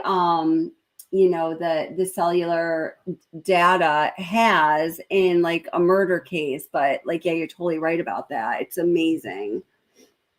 So I think that when they get to that, I believe that's going to, solidify a lot of things that right now we're like, really? Like, Yeah. is that all you got? Yeah. No, I mean, for a probable cause affidavit, it was pretty robust. That's why I was like, oh man, how do I keep talking about this case? Because, with the exception of you and like some other people that I'm seeing here in chat, of course, there's other people, but a lot of people, when they say something, I'm just like, I completely don't agree with that, to the point where I don't even know how to respond. Because it's just like, we know what we know. I think the PCA was pretty complete and robust as far as PCAs go. Again, you always have to keep in mind the purpose of it and what its purpose is in the criminal, trial process. And it's very specific. That's just what's up. And the rest of it, we're just not going to know until it's time for us to know. And, we don't have a right to know more than we know right now. And I think that's one of my like, aggravating literally the reasons why I'm cranky with this case is I can't believe how many people are just like, well, we deserve to know this. Why didn't they tell us this? Why didn't they give us this information? You never have the right to any of that. Like, what? Where'd you get the idea? I don't know. It's bothersome to me. Yeah. It does seem like some people somehow feel like they are entitled to, to the information. I know. Yeah. It's strange. Like, yeah, I know. I'm afraid of giving an example because I don't want to upset anybody, but yeah, it's just strange to me. Strange. But Kez Chick here 56 just says, think of the anger for one person unaliving 4 people in a short time. Yeah. God, I know. It's just yikes. But he had to know, in my opinion. I mean, it's just like when we're, like if we've ever taken, say, okay, for instance, I'll use this. So it's like, I dropped accounting 3 times in college because I thought you only had to be close with the numbers. My professors didn't agree.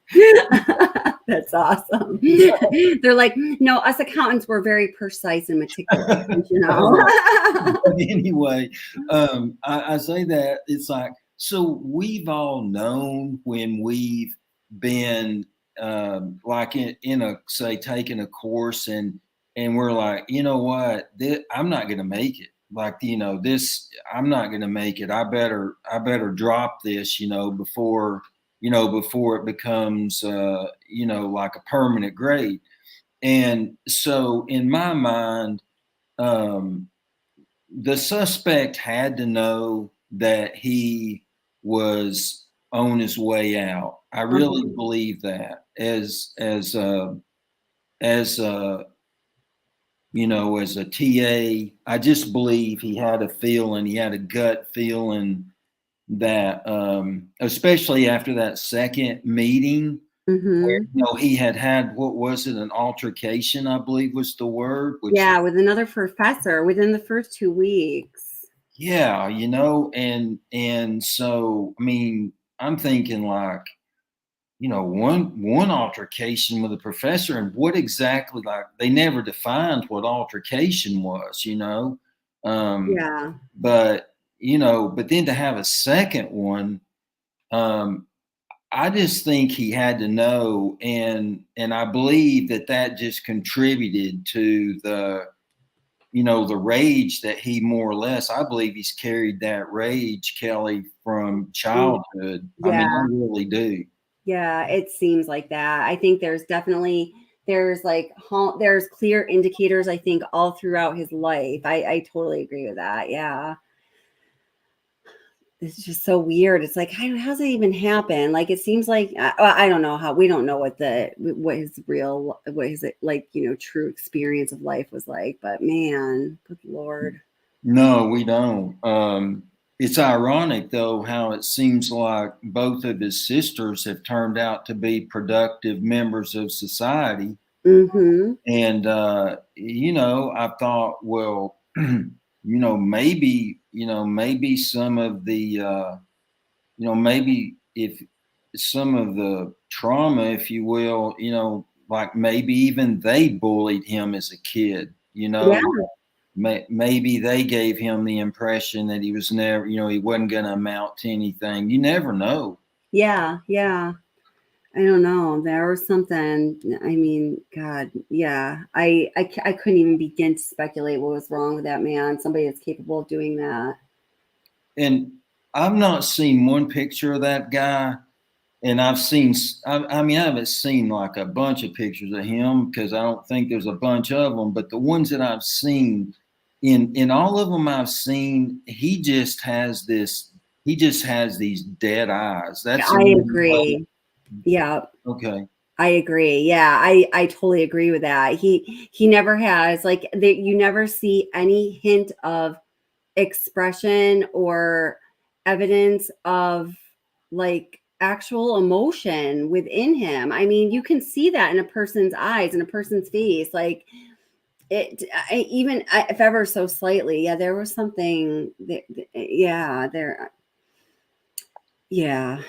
That's why, you know, I really just do believe that he fits this certain psychological profile and this prototype of a person who was, you know, was truly had the makings of a socio or psychopath. And, you know, we use those terms so loosely, that's not common.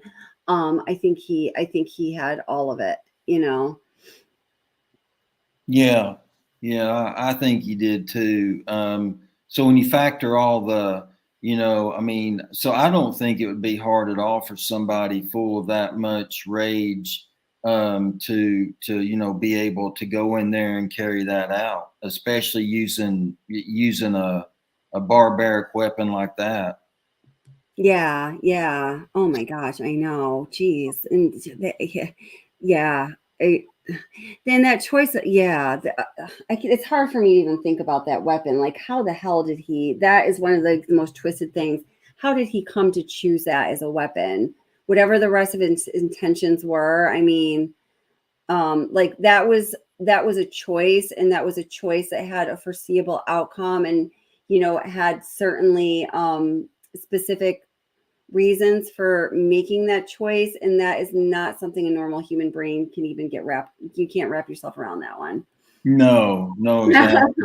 I mean, like that blade literally was long enough that someone as small as Maddie was, I mean, literally it would go front to back on her. Oh my God, I know. Oh God, I know. I thought of that before because it's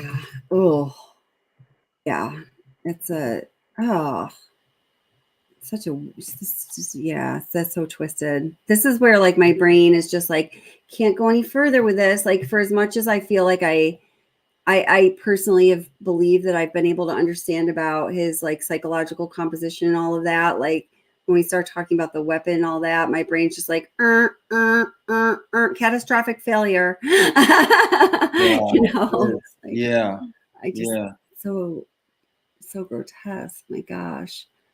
Yeah. One thing I had heard that I had not, didn't realize this is that they actually, what did they do some kind of a scan of the bodies to see if there's any metal components. And if there are, then they can take those like metal fragments, and they can then determine if the makeup of those fragments matches that of like a K-bar knife, which I thought was, amazing. That is amazing. So if you have a sheath there, and and then you have fragments from the knife, or even it's very possible, as I heard quite a few people say, because of what of how they were unalive, that there's a good likelihood at some point the tip of that knife blade probably broke off. Then you may not have the weapon, but you have fragments that are consistent with the metallurgical makeup of that particular weapon. So it sort of, paints the picture that, you have the sheath and you have the fragments, which I thought was, was kind of interesting that that they could do that. So yeah, that is interesting. There's so always, every time you learn about a different case, I always learn about some different technology that I had no idea existed, and it's just stunning.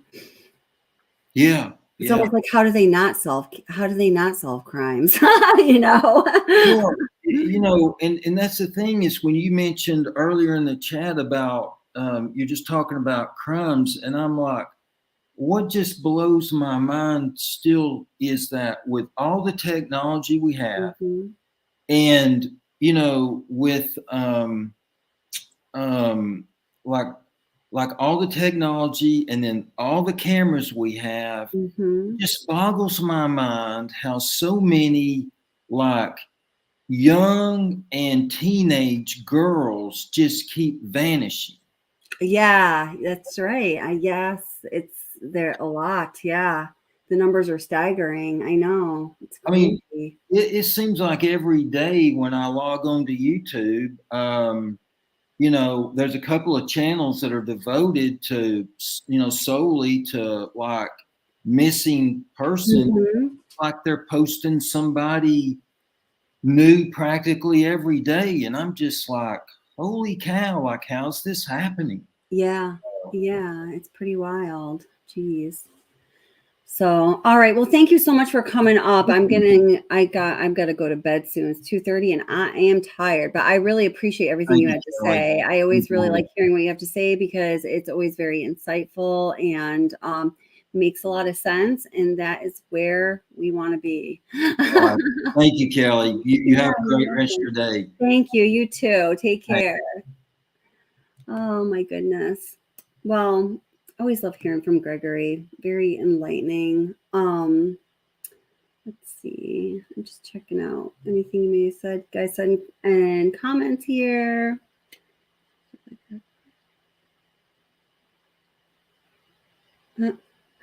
She didn't say any stuff like that, so I think that it set her.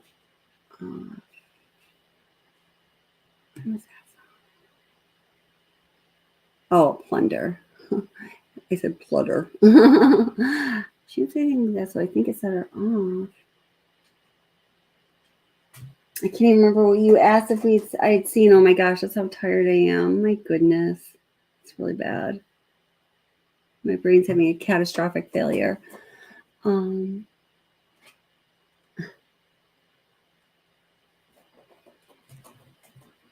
see.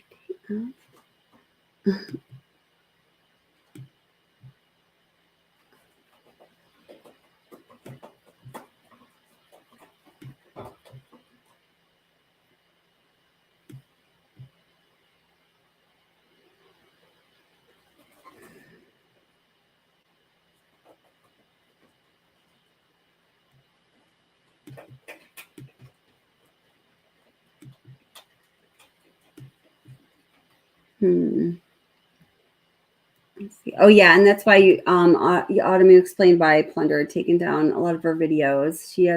I had that same thing happen with my channel like a few months before. Like they went through all of the true crime channels. Not all of them, but a good number of them. It was really rude. And then Plunder had a hard time getting her channel back up or monetized. I mean. I know what you mean, Karen, feeling like we're all in a game of Clue. I know. Yeah. That thought crosses my mind.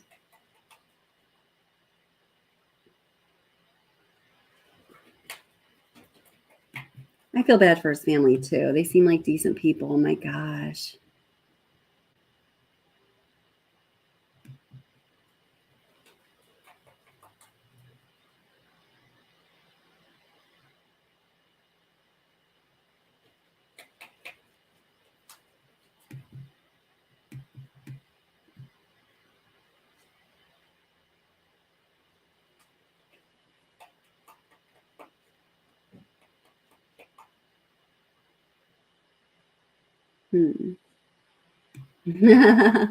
Keep Rays. Yeah, I know I'm getting super tired.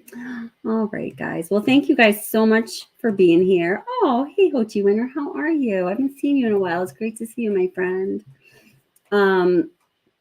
So yeah, so I'm going to change the subject of this for people watching the replay. And then, we'll definitely start off with the dynamics between the roommates and Ethan and Xana and everything that I know that I can talk about that has to do with that, which is most of it, and everything that, again, these two kiddos, because they are kiddos, want to have told, since they can't really do much more right now, because they are all, I don't know, they're not all under gag orders, but they're all, I don't know, they're feeling some way about it. More to come on that.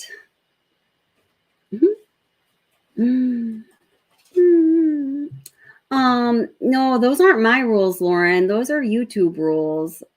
I mean, I don't want people to have to talk in code or write comments in code or anything like that. If it were up to me, it would be like all, free speech, as long as you're not being an asshole to somebody else that's in the conversation all the time. Oh, on this site are so annoying. Oh, I thought you were talking about this channel specifically. Maybe that's what you meant. I'm not sure. But I just wanted you to know that I wasn't trying to. I can't think of any words right now. Censor you. I don't want to censor you. Yes. Okay, gotcha. We're on the same page. Yes. Gotcha. And I was like, oh no. They think I'm trying to control them, but I'm not. All right, guys. So probably, let's see, it's Saturday, probably on Monday or at the latest Tuesday. It's going to be a work night. So it's going to be a work night. That's true. So I am going to try to get some information together and make it a, densely packed, shorter live stream. And if there's anything specific that you guys would like to know or want me to ask specifically to find out about things that these fraternity brothers would know, send me an email on that. when eventually they are able to speak, and I don't want them to feel like they have to speak through this channel anymore. So they might spread their wings and fly. Well, they probably will. And I hope that they do. But, while I have regular communication with them, if you have any questions you'd like me to ask, I'd be happy to do that.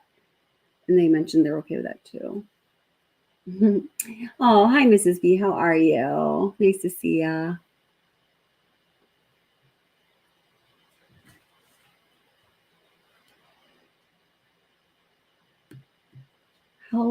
How does one not take damage? Yeah, I mean, right. Yes. Oh, yes. Please hit the like button on the way out. I would very much appreciate it, especially since YouTube's abusive to me recently. Hi, Jennifer Bradford. How are you?